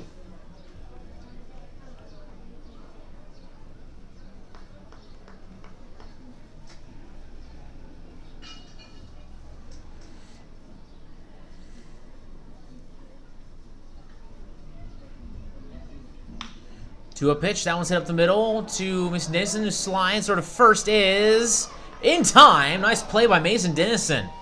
Springs to his feet and rifles it over to Bo McClintock, who makes a nice grab. So that won the inning. Sabre Dogs trail 6-1. See if the Sabre Dogs can make a second straight comeback. We'll be right back.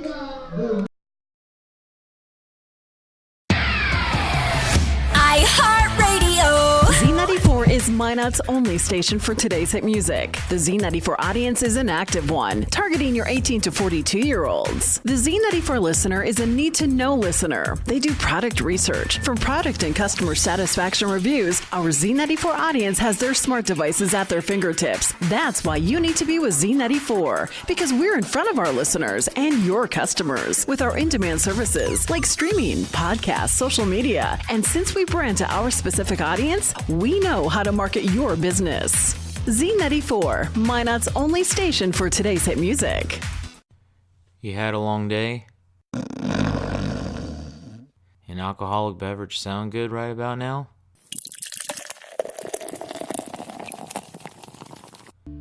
Souris River Brewing Company has you covered. They use the most locally sourced and freshest ingredients available to create quality beers and food. Souris River Brewing Company sources food and grains from their neighbors to maintain our local economy and to serve you. Be sure to stop by Souris River Brewing Company, a true North Dakota experience.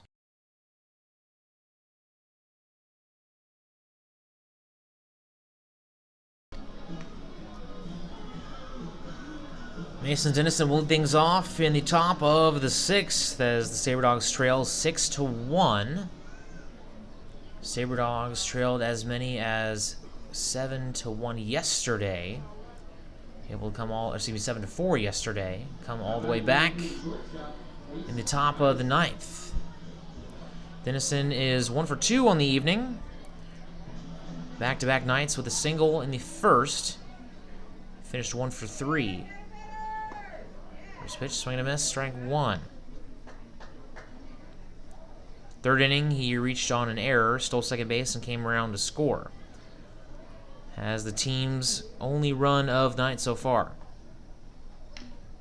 Foul tip, and that one got a piece of the catcher Sakamoto, and he is in a lot of pain. As that one, I believe, got his throwing arm, I want to say. And they will give him some time to shake it off here. Matt Hess, the current pitcher for the Sodbusters, having himself a nice day. Came into today's game with 63 strikeouts, which leads the team. So far tonight, he has 3 more. 4 hits allowed, 1 run. It was unearned, as well as a walk in 5 innings of work.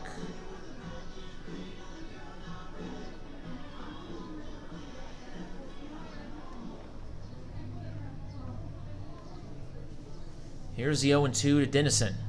Sakamoto stays in there, and that one misses low and away. Didn't have to go and chase that one down, but does so anyway, probably giving himself more time to heal up after that play. I'll make it 1-2. Cruz Taylor on deck, and Chauncey Callier in the hole as the 2-3-4 hitters coming to the plate for the Sabre Dogs. Most reliable part of their order. Here's 1-2. Check swing didn't go, and that one misses low and away, and that will make it 2-2.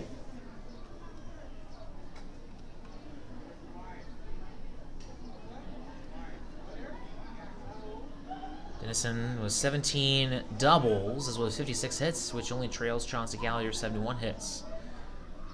Now time called by Dennison. Also has 20 RBI and 20 stolen bases.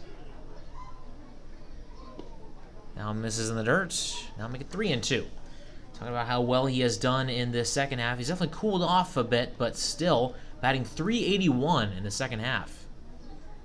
This is his 100th AB right here if he does get an AB, and this is a walk. He has 38 hits. That one is hit to the shortstop. Connor Laux throw to first in time by a step as Dennison hustles over to first to no avail for out number 1. So Dennison is now 38 for 100 in the second half. And that will bring up Cruz Taylor. Taylor is 1 for 2. That is not Nick Mastoni. Not what the, despite what the PA announcer just said, is that one is in there for strike 1. Single and a strikeout so far. He is wearing number 13 like Nick Mastoni, but that jersey has been going around. Here's the 0-1 pitch. And that one gets the shin guard of Sakamoto. As it misses in the dirt. Make it 1-1. Sabre Dogs are 31-24. 15-10 in the second half as that one swung on and missed. A long, big swing there by Taylor. I'll make it 1-2. Just 14-16 on the road this year. Another long swing in there for strike 3. Is that one a nice breaking ball from Matt Hess? And that will bring up Chauncey Callier. Sabre Dogs have now been retired for 8 consecutive batters. Last man to get a hit was this guy, as Callier got a hit back in the top of the 3rd. First pitch. That one fouled back. Laser out into the parking lot for strike 1. You're good at tossing papers on doorsteps. There's an opportunity to earn extra dollars as a carrier at the tribute. Give us a call today. 0-1 pitch. That one is hit towards left center field, and that will drop for a base hit, and that'll be extra bases. Collier rounds first, heading for second, and he will have a stand-up two-out double, and he is now 2 for 3 on the day. Back-to-back multi-hit games from Collier, his third game back since his injury against Western Nebraska this past Sunday. Collided with a Pioneer base runner at first and jammed him on his glove wrist. The glove went flying and he was in a lot of pain. Didn't play for the first 2 games against Fremont, played the finale as that pitch missed upstairs. Didn't get any hits in that game as Josh Pano comes to plate, 1 for 2 with a strikeout. Yesterday, Collier was 2 for 4 with 2 runs and a stolen base. And tonight, 2 for 3 with a double and a single. Swing on this, ahead of that breaking ball, that'll make it 1-1. Matt Hess not wasting any time. Sabre Dogs would love a base hit from someone not named Chauncey Collier. Here's the 1-1 pitch. That one is hit towards center field. Hit a little bit too well as it is caught by Carlos Pinheiro for out number 3. Sabre Dogs leave a man stranded at second. That will bring up the bottom of the 6th. Sabre Dogs trail 6-1. We'll be right back with Sabre Dogs baseball.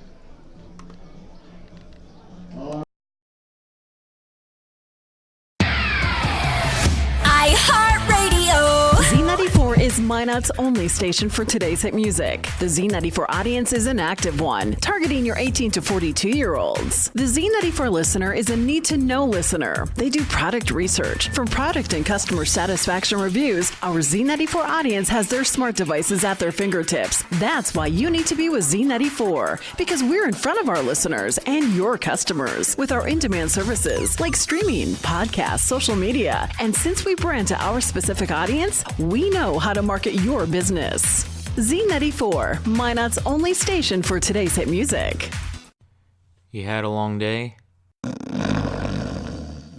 An alcoholic beverage sound good right about now?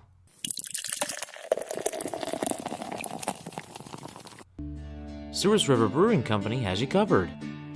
They use the most locally sourced and freshest ingredients available to create quality beers and food. Souris River Brewing Company sources food and grains from their neighbors to maintain our local economy and to serve you. Be sure to stop by Souris River Brewing Company, a true North Dakota experience.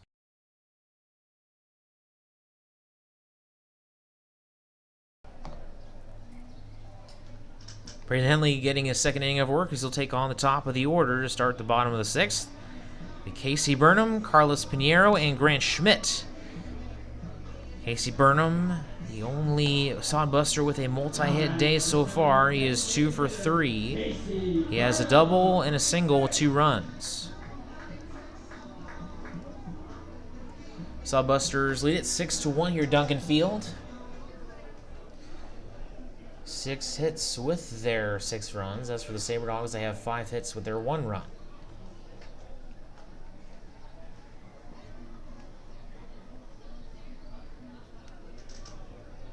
First pitch, fouled out of play. Late on that fastball. That'd be strike 1. Henley didn't give up any hits, runs, or walks in that inning. Was able to go through the final 3 hitters, only giving up a sac fly and 2 groundouts. As that one misses, and that will make it 1-1. Casey Burnham, one of the 3 Kansas Jayhawks on the Sodbuster roster. That one hit to the second baseman Pano. High bounce, throw to first in time for out number 1. First looked like Pano had a chance to make that play on the line dry, but then realized it was going to be on a bounce, so he backed up a little bit. Excellently played from the freshman for St. Mary's College.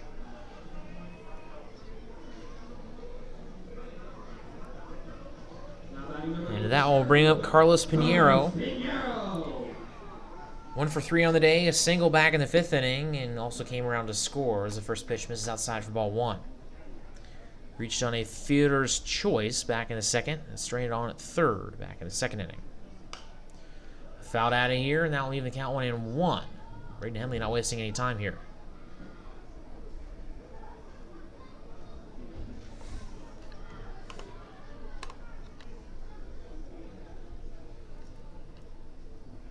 1-1 pitch, that up the middle. Mason Dennison dives, makes a play. Throw to first is not in time. McClintock certainly thought that was in time, as Dennison made a fantastic play. But that will be an infield single for Carlos Pinheiro. Number 17, your right fielder, Grant Schmidt. He has his second hit of the day, and that will bring up Grant Schmidt. He is 1 for 1 with 2 walks and 2 runs, as well as an RBI.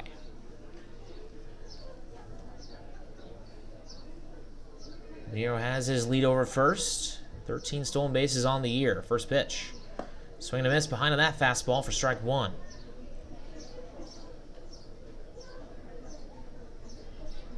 Schmidt with 41 RBI on the year.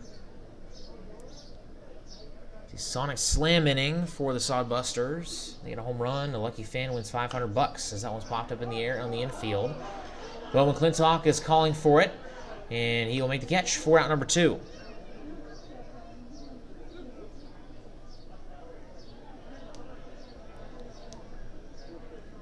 So that will bring up Ryan McDonald as Pinheiro will stay put at first base. McDonald 1 for 2 on the year, rather on the day.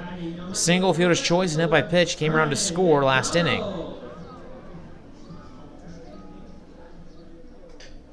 2 outs, a 5-run Sodbuster lead. First pitch swung on and missed. Ahead of that breaking ball, as that one was outside in the dirt. For some reason, those have been swung on a lot tonight. Give credit to Henley there for being deceptive. Here's the 0-1 pitch. Head of that breaking ball for strike 2. Looking at the scores around the league, not a whole lot has changed. A few things have, though. Fremont now with a 4-1 lead on Casper in the top of the 3rd. Badlands now leads 2-1 against Weed City on the road in the bottom of the 4th. As the 0-2 pitch, that one is hit in left field, base hit. Alvin Runners on first and second with 2 outs.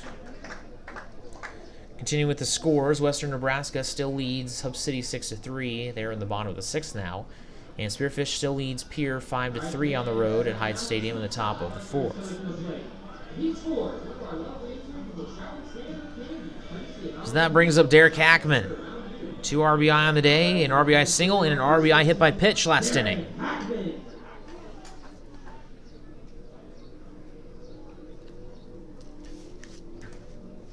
First pitch, that one misses low for ball 1.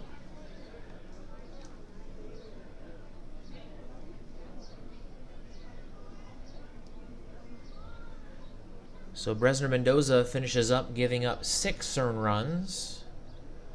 As a 1-0 pitch swung on, grounded foul. Stayed on the first base line for a while. Went 4 innings, 3 strikeouts, 4 walks, and 6 hits. Is what Bresner Mendoza finishes up for.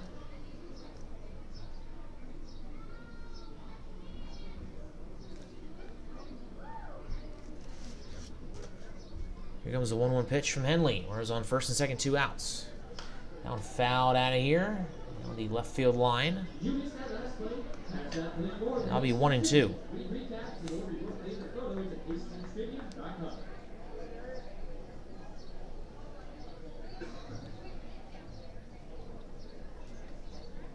Day 9 of this 10-game road trip for the Sabre Dogs. Here's a 1-2 now. That one misses low just by a hair, and that'll even the count. Sabre Dogs bring up Bo McClintock, Sam Powers, and Justin Henley in the top of the 7th.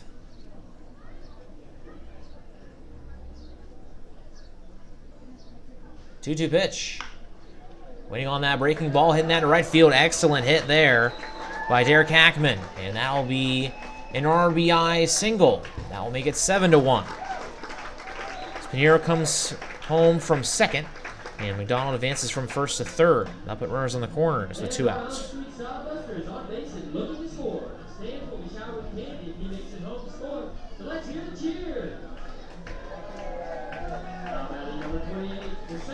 So that brings up Drew Bailey, 0 for 2 on the evening, fielder's choice, as well as a walk.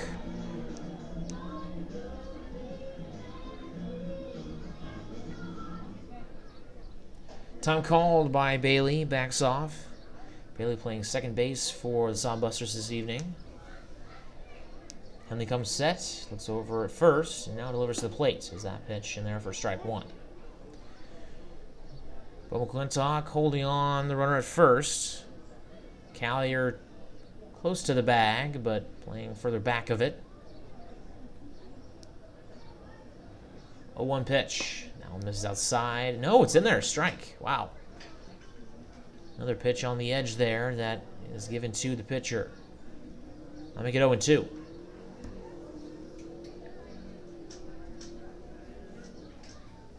In the dirt, Henley stops that one, and the runner heads to second. They'll have him caught in a pickle here. Got to get the runner out at first, and now the runner is caught between third and home. Callier and Henley got him. Throw to Dennison, and he will get the tag for the final out. As if they would have went back and forth between first and second, runner from third could have scored, even if they did get the out. So good job by the Sabre Dogs to get the man out for between home and third base. So we will send it to the top of the seventh. Sabre Dogs trail 7-1. We will be right back.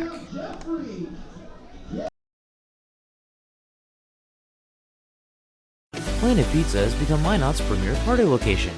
Whether it's a birthday, team, family, school, or church get-together, they have everything to make your event out of this world.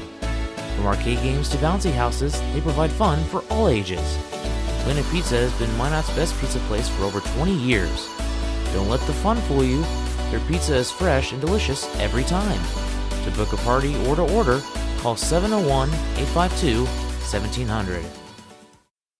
The Sleep in Minot is the #1 favorite place to stay when visiting. The Wi-Fi is always free and the breakfast is always hot and delicious. It's also the most convenient hotel for the kids when they want to hang out at the Dakota Splashdown Water Park. For the grown-ups, the hotel is attached to the Dakota Square Mall so you can shop till you drop. Then in the evening, be sure and stop in at the best-kept secret lounge for a drink. The Sleep in Minot is a proud sponsor of the Souris Valley Sabre Dogs, the largest sleep in North America, where everyone dreams better.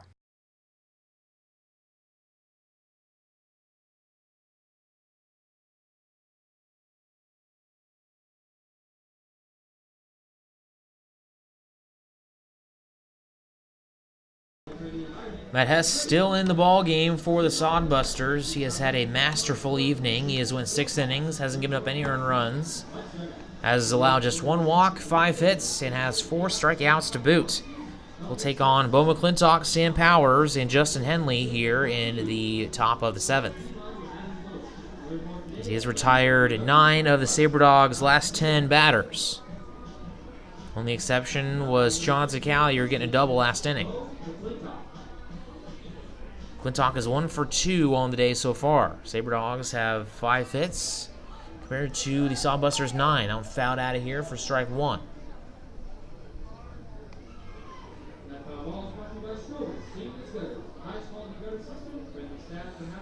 McClintock calls time here. Got the game-winning 2 RBI double last night. Here's the 0-1 pitch now. Swung on and missed for strike 2.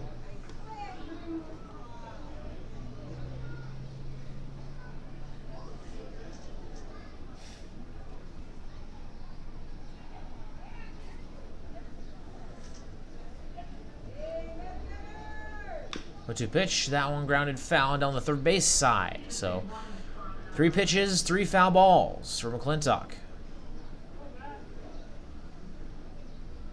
Sabre Dogs trail 7-1 after Sodbusters were able to get a run last inning. An RBI single from Derek Hackman as the 0-2 pitch misses, and that will make it 1-2.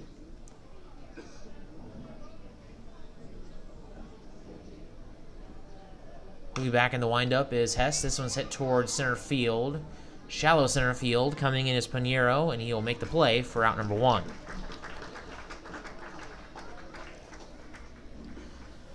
So that'll bring up Sam Powers. Over 1 with a fly out to right field his first time, and also reached via a walk.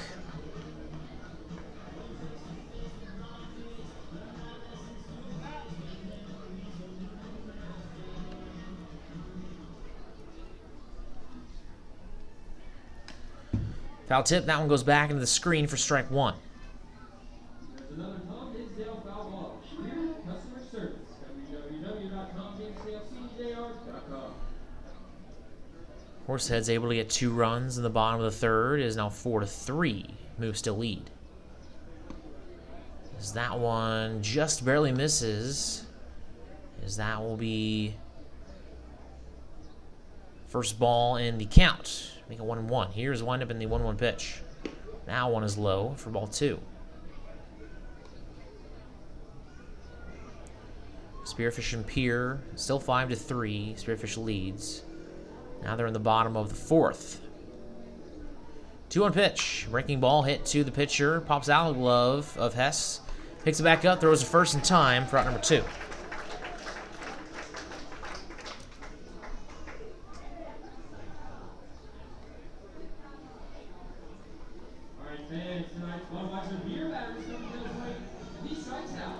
That will bring up Justin Henley 0 for 2 with 2 groundouts so far on the day.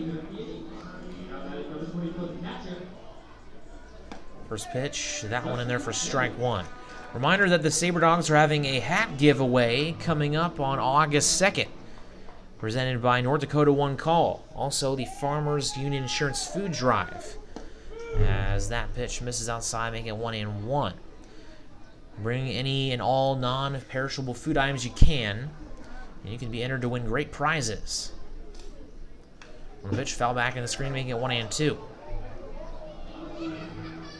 Then on August 4th, the final game of the regular season, it'll be Fan Appreciation Night presented by Enbridge. First 500 fans receive a collectible bobblehead. 1-2 pitch. That one's in the dirt, and that will make it 2-2. 2 gone here in the top of the 7th. Got a third of this baseball game still left to play. 7-1 Hastings lead. Clouds out in center field. Sun is shining down. Make it a cool looking sunset as that one misses up and away.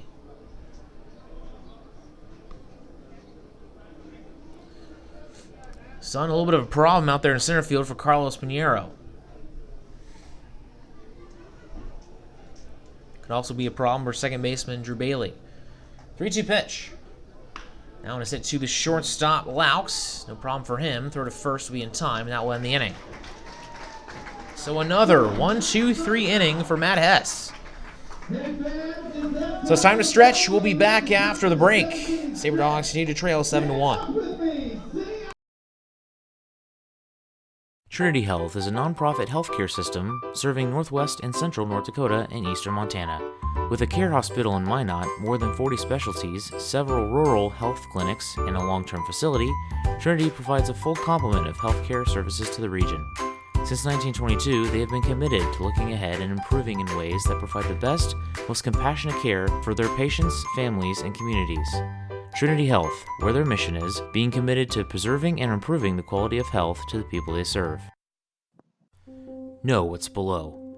Call before you dig. Whether you call 811 or use ITIC to file your locate requests, North Dakota One Call makes sure you're able to navigate the One Call process as easy as possible.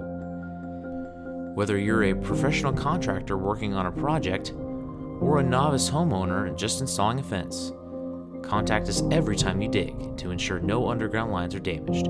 It's easy, and it's the law. Dig safe.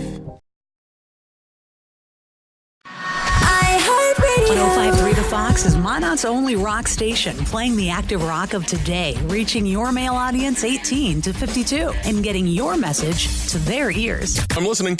And 105.3 The Fox can be heard on over 2,000 smart devices across the country. And with our iHeartRadio app, from radio to stream, web, and social media, we've got your bases covered. If you're needing to reach a male audience, we are your radio station. 105.3 The Fox.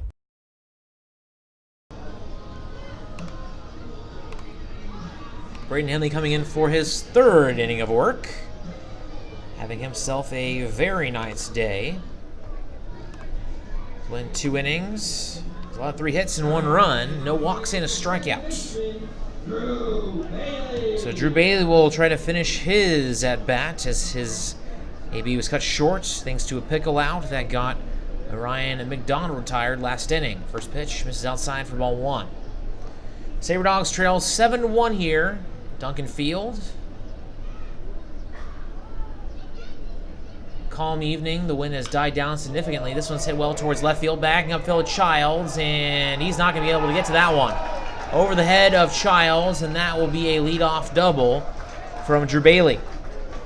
His first hit of the day. So that brings up Derek Bornmeyer. 0 for 2, 2 strikeouts, and a sac fly 2 innings ago. Third baseman, Derek Bornmeyer. So runner over at second. Bornmeyer will try to advance Bailey over to third, and with 1 out, they can try to bring him home. Big gap in between Josh Pano and Bo McClintock, the second and first baseman for the Sabre Dogs. That one is in there for strike 1. Right-handed hitter is Bornmeyer. Allows Pano to try to hold on the runner at second. 0-1 pitch. Broken bat, little blooper into center field, and that will be caught by Mason Dennison. Just barely in the outside, or excuse me, the outfield grass. That'll be out number 1. Big out there for the Sabre Dogs. And that will bring up Carter Sakamoto. He has been banged up all sorts of ways behind the plate. And on the day, 0 for 2 with a hit by pitch. And no hits from anyone in the bottom of the order for the Sodbusters, and Sakamoto try to change that right now.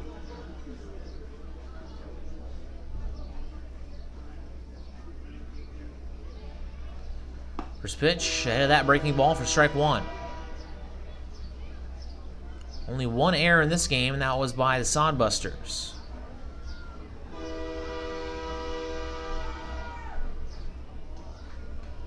Henley sets, looks over at second. Double take, and now goes to the plate. And that pitch misses inside, and that will make it 1-1.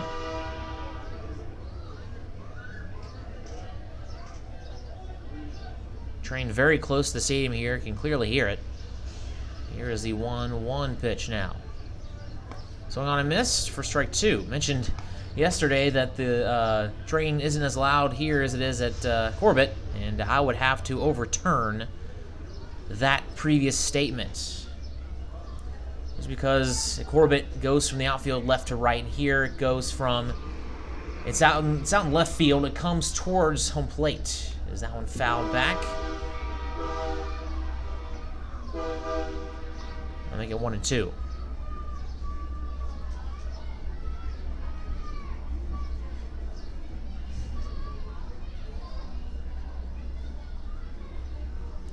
And they're working for the stretch. Looks back at second. Now comes set. Sabre Dogs continue to trail 7-1. Steps off the back of the mound, looks at the runner.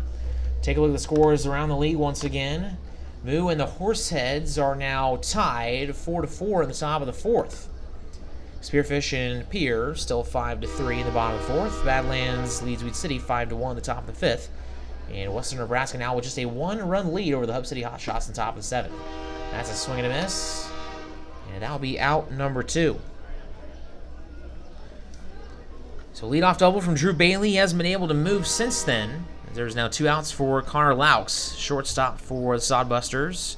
0 for 2 on the day with a walk.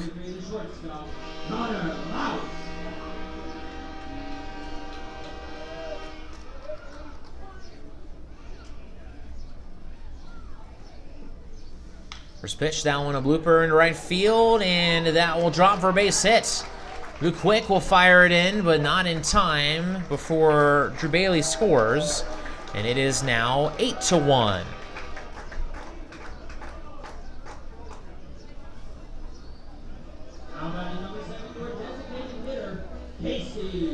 So that will bring up the top of the order for the 5th time today. Casey Burnham is 2 for 4, a single, a double, and 2 runs. We're on first with 2 outs. 11 runs, 11 hits now for Hastings. First pitch, and that one misses low for ball 1. Sabre Dogs will bring up Luke Quick, Philip Childs, and Mason Dennison coming up at the top of the 8th. 1-0 pitch, breaking ball fouled back into the screen, and that will make it 1-1. That foul ball is brought to you by Tom Dinsdale, Chrysler Dodge Jeep Ram and Nissan. Sales, service parts, www.tomdinsdalecdjr.com.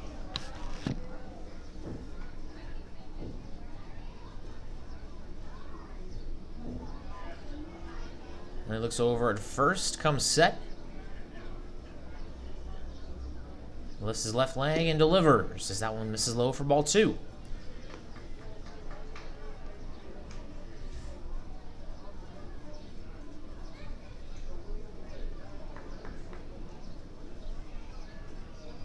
McClintock holding on the runner at first. And that one gets away from from Braden Henley rather, as Henley has to scoop it. Then misses low and away for ball 3.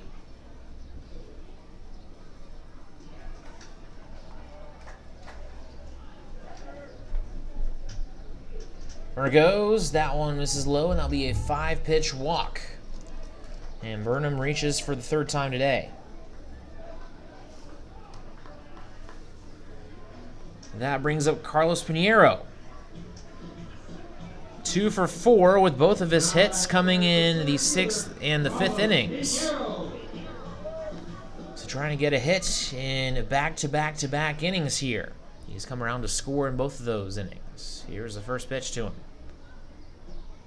Now when it's hit off the foot of Justin Henley to the second baseman Payno, and that's going to be a kick save. Oh no, the throw was too high over Bo McClintock's head, and that'll score a run, and Henley is hurt. We're down to second, is not in time. And the runners on second and third. Henley got that, but that was a laser off of the foot of Braden Henley. And now head coach Corey Thompson coming out to check out on him, and that was just a laser, that square off of the foot of Braden Henley. Went to Josh Payno, had a chance to get the runner out of first, but throw was over Bo McClintock's head. So Laux comes around to score to make it 9-1. Burnham advances over to third, and Pinheiro reaches to second on an error from Josh Payno.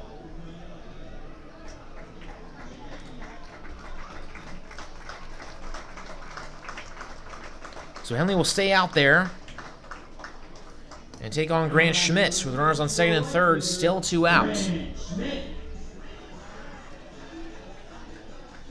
Schmidt was retired for the first time today in the 6th inning. He is 1 for 2. 2 walks and an RBI single, 2 runs. First pitch. Now misses in the dirt, outside, ball 1.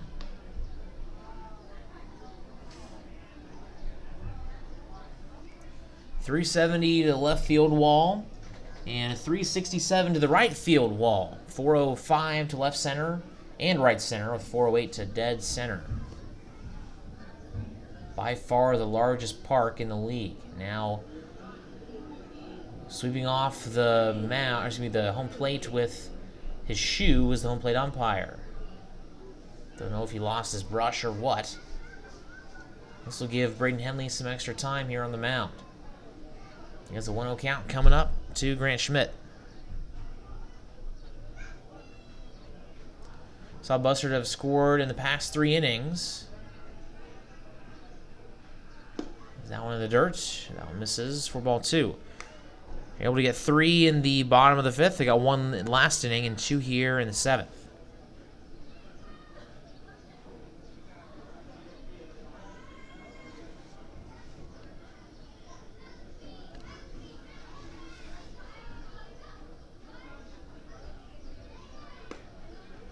Is outside for ball 3.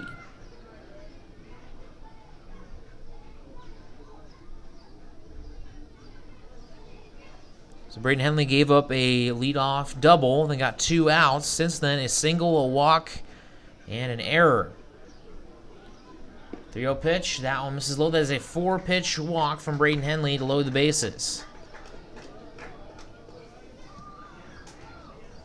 And that will bring up Ryan McDonald once again.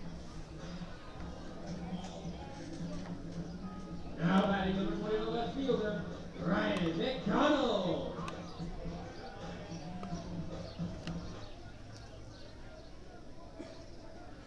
Donald is 2 for 3 on the day. Has not been retired yet as that pitch misses low and away. Single in the first, a fielder's choice in the second, hit by pitch in the fifth, and a single last inning.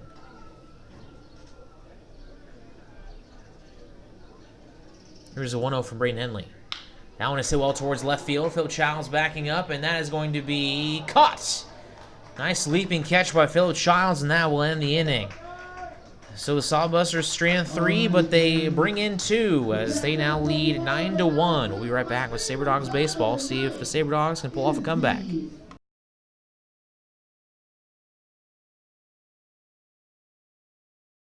Trinity Health is a nonprofit healthcare system serving northwest and central North Dakota and eastern Montana.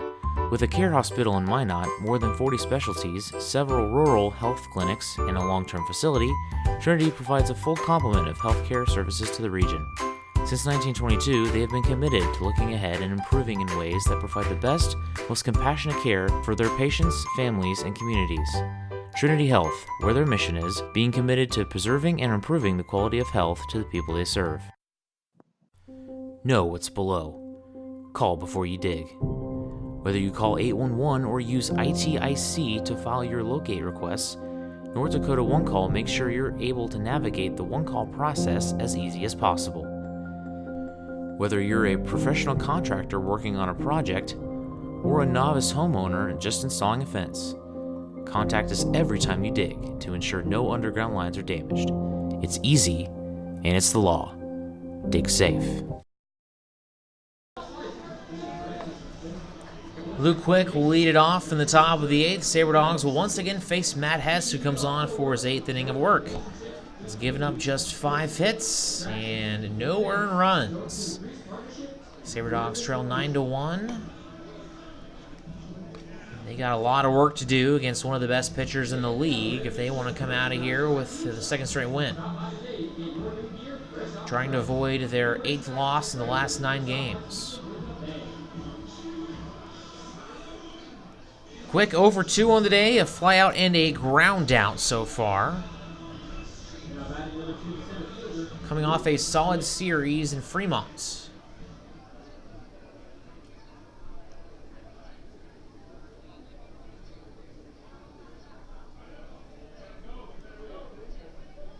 Wind up, and the pitch. Now on a blooper to the third baseman. Hornmeyer makes a catch for out number 1. And that will bring up Philip Childs as the Sabre Dogs are now going through the 4th time through the hitting order. Childs 0 for 3 with a strikeout, a flyout, and a ground out.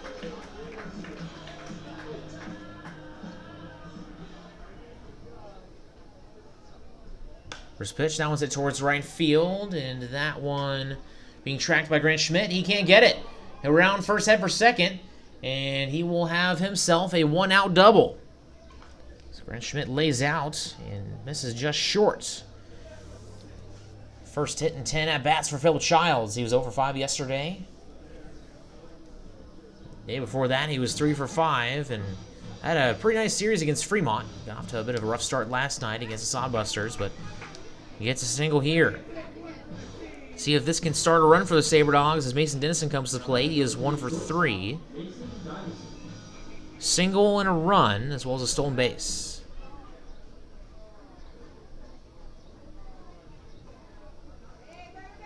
Swing and a miss on a fastball outside for strike 1. 1 down here, runner on second in the top of the 8th.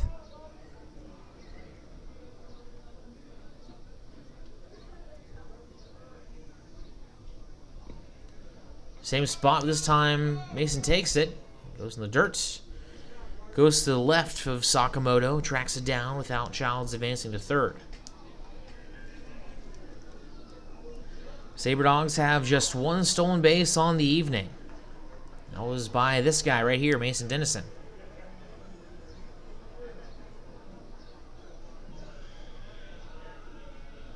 1-1, and that one misses low and away, and make it 2-1 to the shortstop from the University of West Florida. Big gap in between Laux and Bornmeyer, the shortstop and third baseman of the Sodbusters. To the right-handed shortstop, swung on and missed on another pitch on the outside. Now make it 2-2. Now Dennison steps outside the box, takes a deep breath, readjusts his batting gloves, and now stands back in.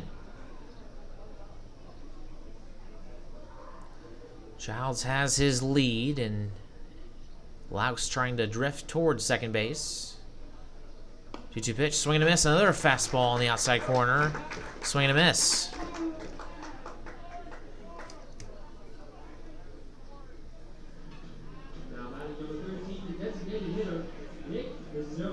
Strikeout number 5 on the day for Hess, and that will bring up Cruz Taylor. 1 for 3 with a single back in the first.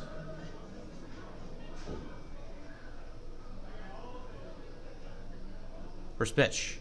Swung on and missed. A breaking ball. It's for strike 1. Cruz Taylor tied for the team lead of 8 home runs this season from the University of North Georgia. Designated hitter this evening. Second most hits on the team with 59.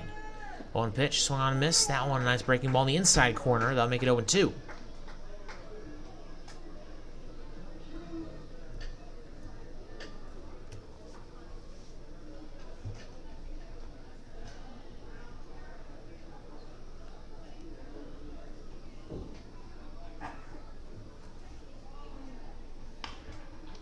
We grounder to Laux, throw to first in time, and that won the inning. Sabre Dogs, leave man stranded. We'll head to the bottom of the 8th. Final opportunity for the Sodbusters to get some insurance runs. We'll be right back with Sabre Dogs baseball. Inside of your mouth ache? Not brushing as often as you should? Then come on over to Kemet Dental. Kemet Dental prides on their team of highly educated dental professionals and advanced technology. Whether it's advanced dental procedures such as implants, same-day crowns, and sleep apnea, there's no problem they can't fix. Visit their state-of-the-art facility or visit kemetdental.com to learn more. Kemet Dental. We treat more than teeth, we treat people. Don't let bad weather surprise you. Stay informed with KMOT. KMOT is Minot's local NBC affiliate that keeps you in the know for all things weather-related. KMOT also makes sure that you know everything important happening in the Minot community. Want to see the latest Twins highlights? Check out KMOT's professional sports coverage, as well as their local and collegiate sports. KMOT, your news leader.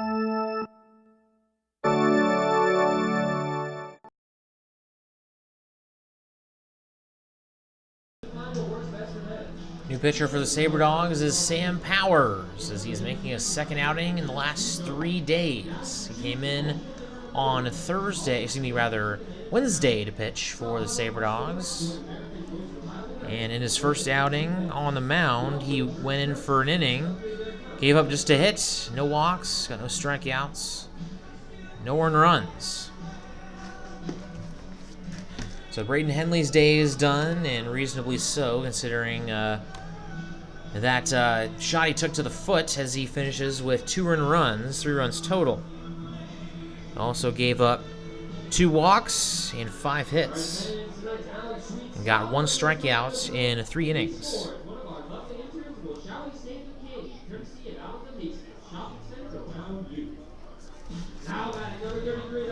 So at the plate to lead things off for the Sodbusters is Derek Hackman. Has 3 RBI on the day with 2 RBI singles and an RBI hit by pitch.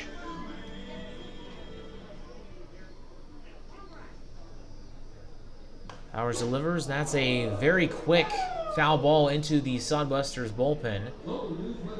And that almost took the head off of the man in the hole, Derek Bornmeyer. Life probably flashed before his eyes right there. Now squatting behind the net in the dugout. Here's the 0-1 pitch.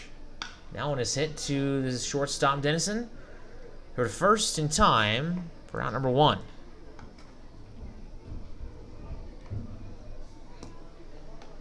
So that will bring up Drew Bailey. 2 for 3 with a double and a run.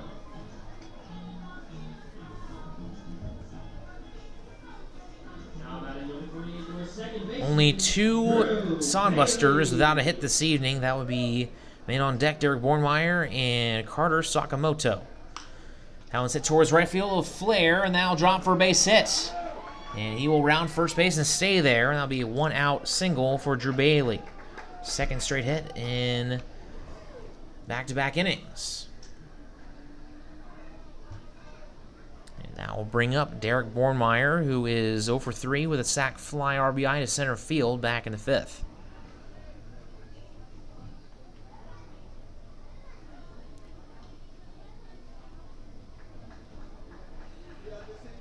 So we'll see if Matt Hess goes the distance.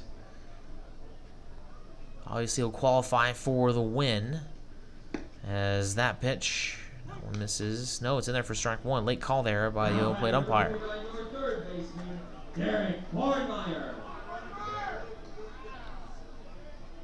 Bailey has his lead at first, and that one misses upstairs. Gonna have to hesitate.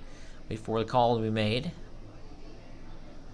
Bornmeyer with 1 home run on the season and 11 RBI. A 1 pitch. Now misses outside for ball 1. Actually, that makes it ball 2. It'd be 2-1 now. Scoreboard had that wrong. Also, scoreboard says 2 outs when there's only 1. 2-1 pitch misses upstairs for ball 3. Yeah, we got a rookie up there trying to do the scoreboard. Give him a break.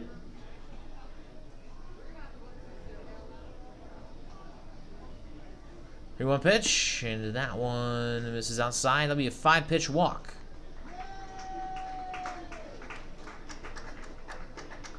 Runners on first and second now for Sakamoto.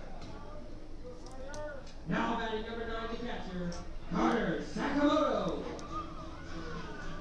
Sakamoto is 0 for 3 on the day. Chance for some insurance runs right here. First pitch, swing and a miss, strike 1. Take a look at the scores around the league once again. Spearfish and Pier are in the bottom of the 5th, still 5-3. Badlands and Weed City into the bottom of the 6th. A close one there. Big Sticks lead 5-4. There's the 0-1 pitch. That one's in there for strike 2. Western Nebraska still leads Hub City 6-5. They're in the top of the 8th now. And Fremont taking a 5-4 lead at Casper in the bottom of the 5th. Horseheads have won 6 games in a row as they snapped the Moose 6-game winning streak last night. 7-6 win. 0-2 pitch. That is a grounder over the head of Powers. That'll be fielded by Mason Dennison. Gets a runner at second. And he gets... Actually, doesn't get the runner at second. Just throws over to first and gets the runner at first base. No, he did get the double play there. Okay, good. So that will end the bottom of the 8th. Sabre Dogs have one more opportunity coming up. It will be Chauncey Callier, Josh Pano, and Bo McClintock, the heart of the order coming up for the Sabre Dogs. They're trying to make a comeback. They trail 9-1. We'll be back. Baseball is America's game. It brings people together, and there's nothing better for community than people coming together. Thank you, Sabre Dogs, for providing entertainment, a family-friendly environment, and good sportsmanship to our town. These simple moments, sharing time with loved ones, create everlasting memories, and will always be in the cheering section, rooting for the home team. First Western Bank and Trust, we're not just here for you, we are you. Member FDIC, Equal Housing Lender. Forward Communication provides you an opportunity to get your message heard on radio stations all across the region. They have several syndicated radio reports you can partner on, including Ag Issues, which gives an agronomy perspective to regional agriculture, Outdoor Issues, which discusses North Dakota hunting and fishing, and Training Camp Today, which gives listeners an inside look at Minnesota Vikings training camp. Call Forward Communication at 720-0007. That's 720-0007. Matt Hess is going to go for the complete game as he has had a phenomenal night for the Sodbusters, and they'll let him try to complete the game. 6 hits allowed with 5 strikeouts, just 1 walk, and no earned runs with 1 run allowed. Once again, it'll be Chauncey Callier, Josh Pano, and Bo McClintock coming to the plate. 3 hits in between the 2 hitters. There's going to be 3 hits between the 3 hitters. As Callier comes to the plate, 2 for 3 as he is the only Sabre Dog with a multi-hit day. He is the last Sabre Dog to get a hit, and he's actually the only Sabre Dog that has been able to get a hit since the top of the second, as Callier had a hit in the third and the sixth. Since then, no hits. Actually, correction, a hit for Philip Childs in the top of the eighth. Prior to that, no hits since the top of the first by anyone not named Chauncey Callier.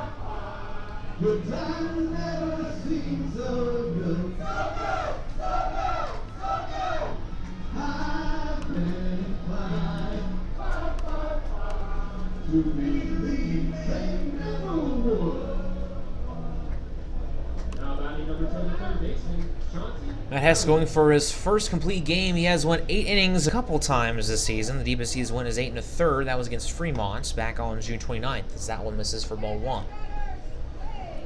And actually, his last outing against Spearfish, he went 8 innings and got the win against, well, that was the 21-4 blowout against the Sasquatch. 1 earned run, and that one is ripped into left field, and Callier has done it again. His third hit of the day. Sabre Dogs are still alive.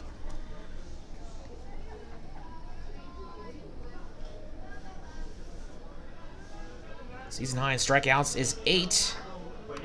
Division right here is at 5. Josh Pano comes to the plate. He's 0 for 3. First pitch, foul tip. Strike 1. Sabre Dogs once again trail 9-1 here in the top of the 9th. Last night they were able to get 4 runs in the top of the 9th to come back, take the lead, and win the game. 0-1 pitch. That one is swung on and missed for strike 2.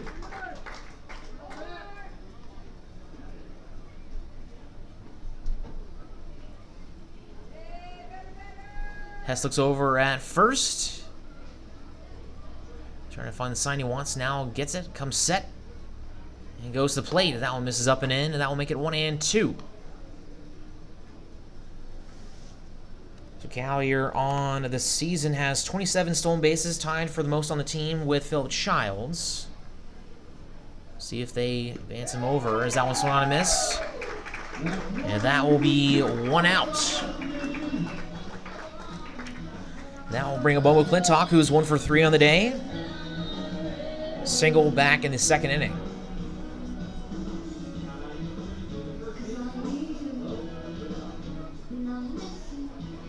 Hess has now tied for his longest game of the season at 8 1/3, and now McClintock wants time. McClintock, the senior from Point University, stares down Matt Hess and now watches the first pitch and waves at it for strike 1.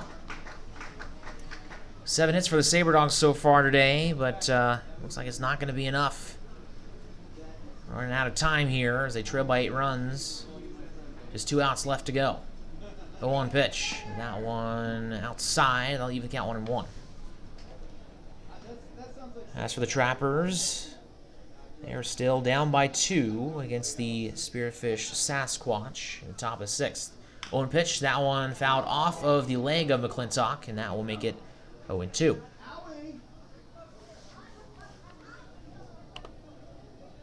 Actually, 1-2, my mistake.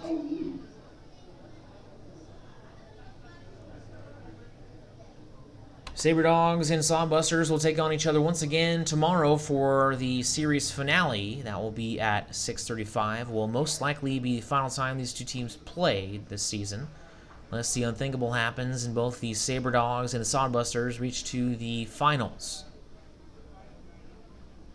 Sabre Dogs have the Badlands Big Sticks in one game on July 29th. That's this upcoming Monday. So they have a Sunday off. Here is the 0-2 pitch. Now swung on and missed, and that will be out number 2. As Hess gets a 7th strikeout, as he has now went the furthest he has went this season. Also, 7 strikeouts could tie his season high with 8 if he can strike out Sam Powers right here. Well, I guess it doesn't have to be technically Sam Powers. It can be anyone that comes up. Here's the first pitch, as that one's a breaking ball. That one misses for ball 1. Tim Powers is 0 for 2 with a walk today.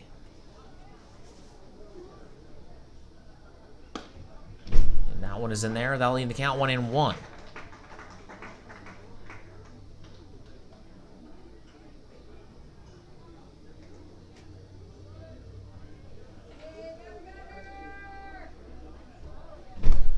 One pitch. That one misses up and away. That'll make it 2-1. Chauncey Callier still over there at first. Got on via an leadoff single to start the top of the ninth. Since then, 2 strikeouts to Josh Payne and Bubba Clintock. 1-1 pitch. Swung on and lifted towards left center field, and that will be caught by the shortstop Carter Laux, and that will end the game. So the Sabre Dogs come up short. They lose tonight's game 9-1. So we will have the post-game recap as well as the stats from tonight's contest coming up after the break. You're listening to Sabre Dogs Baseball.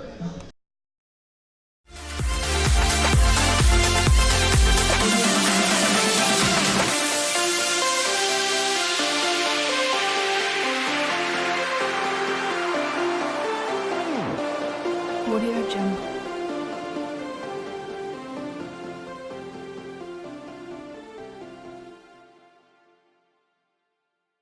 Audio Jungle.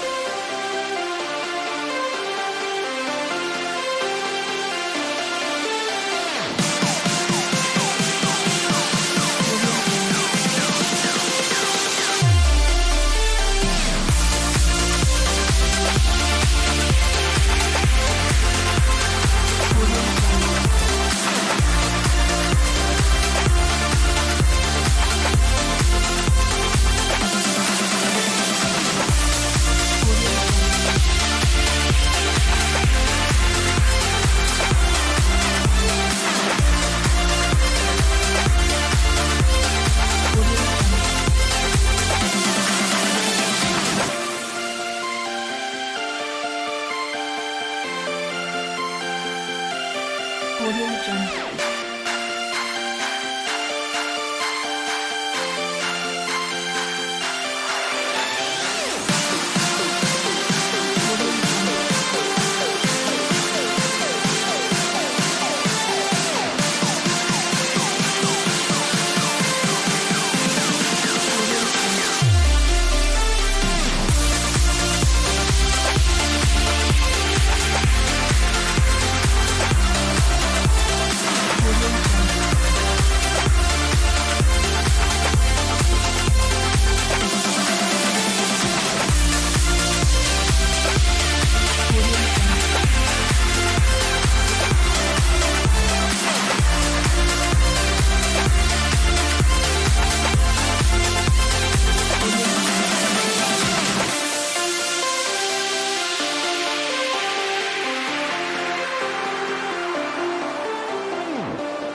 Audio Jungle.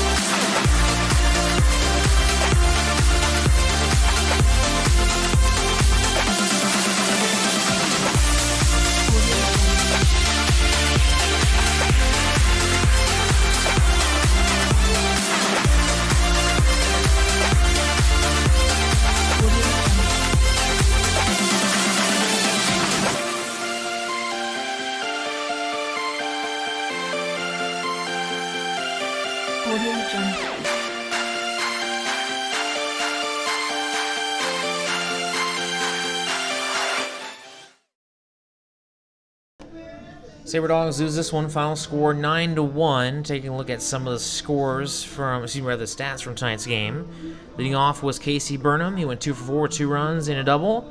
Carlos Pinheiro went 2 for 5 with 2 runs. Grant Schmidt was 1 for 2 with 2 runs and an RBI. Ryan McDonald was 2 for 4 with a run. Derek Hackman was 2 for 4 with 3 RBI. Drew Bailey was 2 for 4 with a run and a double. Derek Bormeyer was 0 for 3 with an RBI and 2 Ks, and Carter Sakamoto was 0 for 4 2 Ks, and lastly, Connor Laux was 1 for 3 with a run and RBI. Matt Hess, the only pitcher that the Sodbusters needed, he went the distance. 9 innings, 7 strikeouts, 7 hits allowed with just 1 walk and 1 run, and it was unearned. As for the Sabre Dogs, Phil Childs led things off. He was 1 for 4 with a double and a strikeout. Mason Denison was 1 for 4 with a run, a strikeout, and a steal. Bruce Taylor was 1 for 4 with 2 Ks. Chauncey Collier was the only player that had a multi-hit day. He was 3 for 4 with a double. Josh Pena was 0 for 4 with 2 Ks. Will McClintock was 1 for 4 with a K. Sam Powers, Justin Henley, and Luke Quick all went 0 for 3. As Sam Powers had a walk, had 4 plate appearances, and Henley and Quick both had 3 plate appearances. Sabre Dogs went through 3 pitchers. The starter was Nathaniel Bresner Mendoza. He went 4 innings. Gave up 4 walks, 6 hits, and 6 earned runs with 3 strikeouts. As for Braden Henley, came in and did a pretty good job. He came in for 3 innings, gave up 2 earned runs with 3 runs total, 5 hits, 2 walks, and a K. As for Sam Powers, gave up a hit, no earned runs, 1 walk, no strikeouts in his second inning as a Sabre Dogs pitcher. So once again, the Sabre Dogs loses one 9-1. The only run on the day was off of Mason Denison scoring via the Sodbusters infield caught napping, as Chauncey Collier hit an infield single back in the 3rd inning. So until tomorrow, this will be the final road game of the season, of the regular season, I guess I should say. We'll see what happens with the Trappers, as right now we are tied, folks. We are tied with the Pier Trappers. So have the alerts flashing in terms of this team needs to get in high gear for this final homestand, as they'll have the Big Sticks for 1 game, Hot Shots for 2, and the Trappers for 4. So I'm going to go ahead and sign off. 6:35 is the first pitch tomorrow. We'll be on the air at 6:25. So from Hastings, Nebraska, Duncan Field, this is Jared Sluppy signing off. Thanks for listening, everybody. Have a great rest of your night.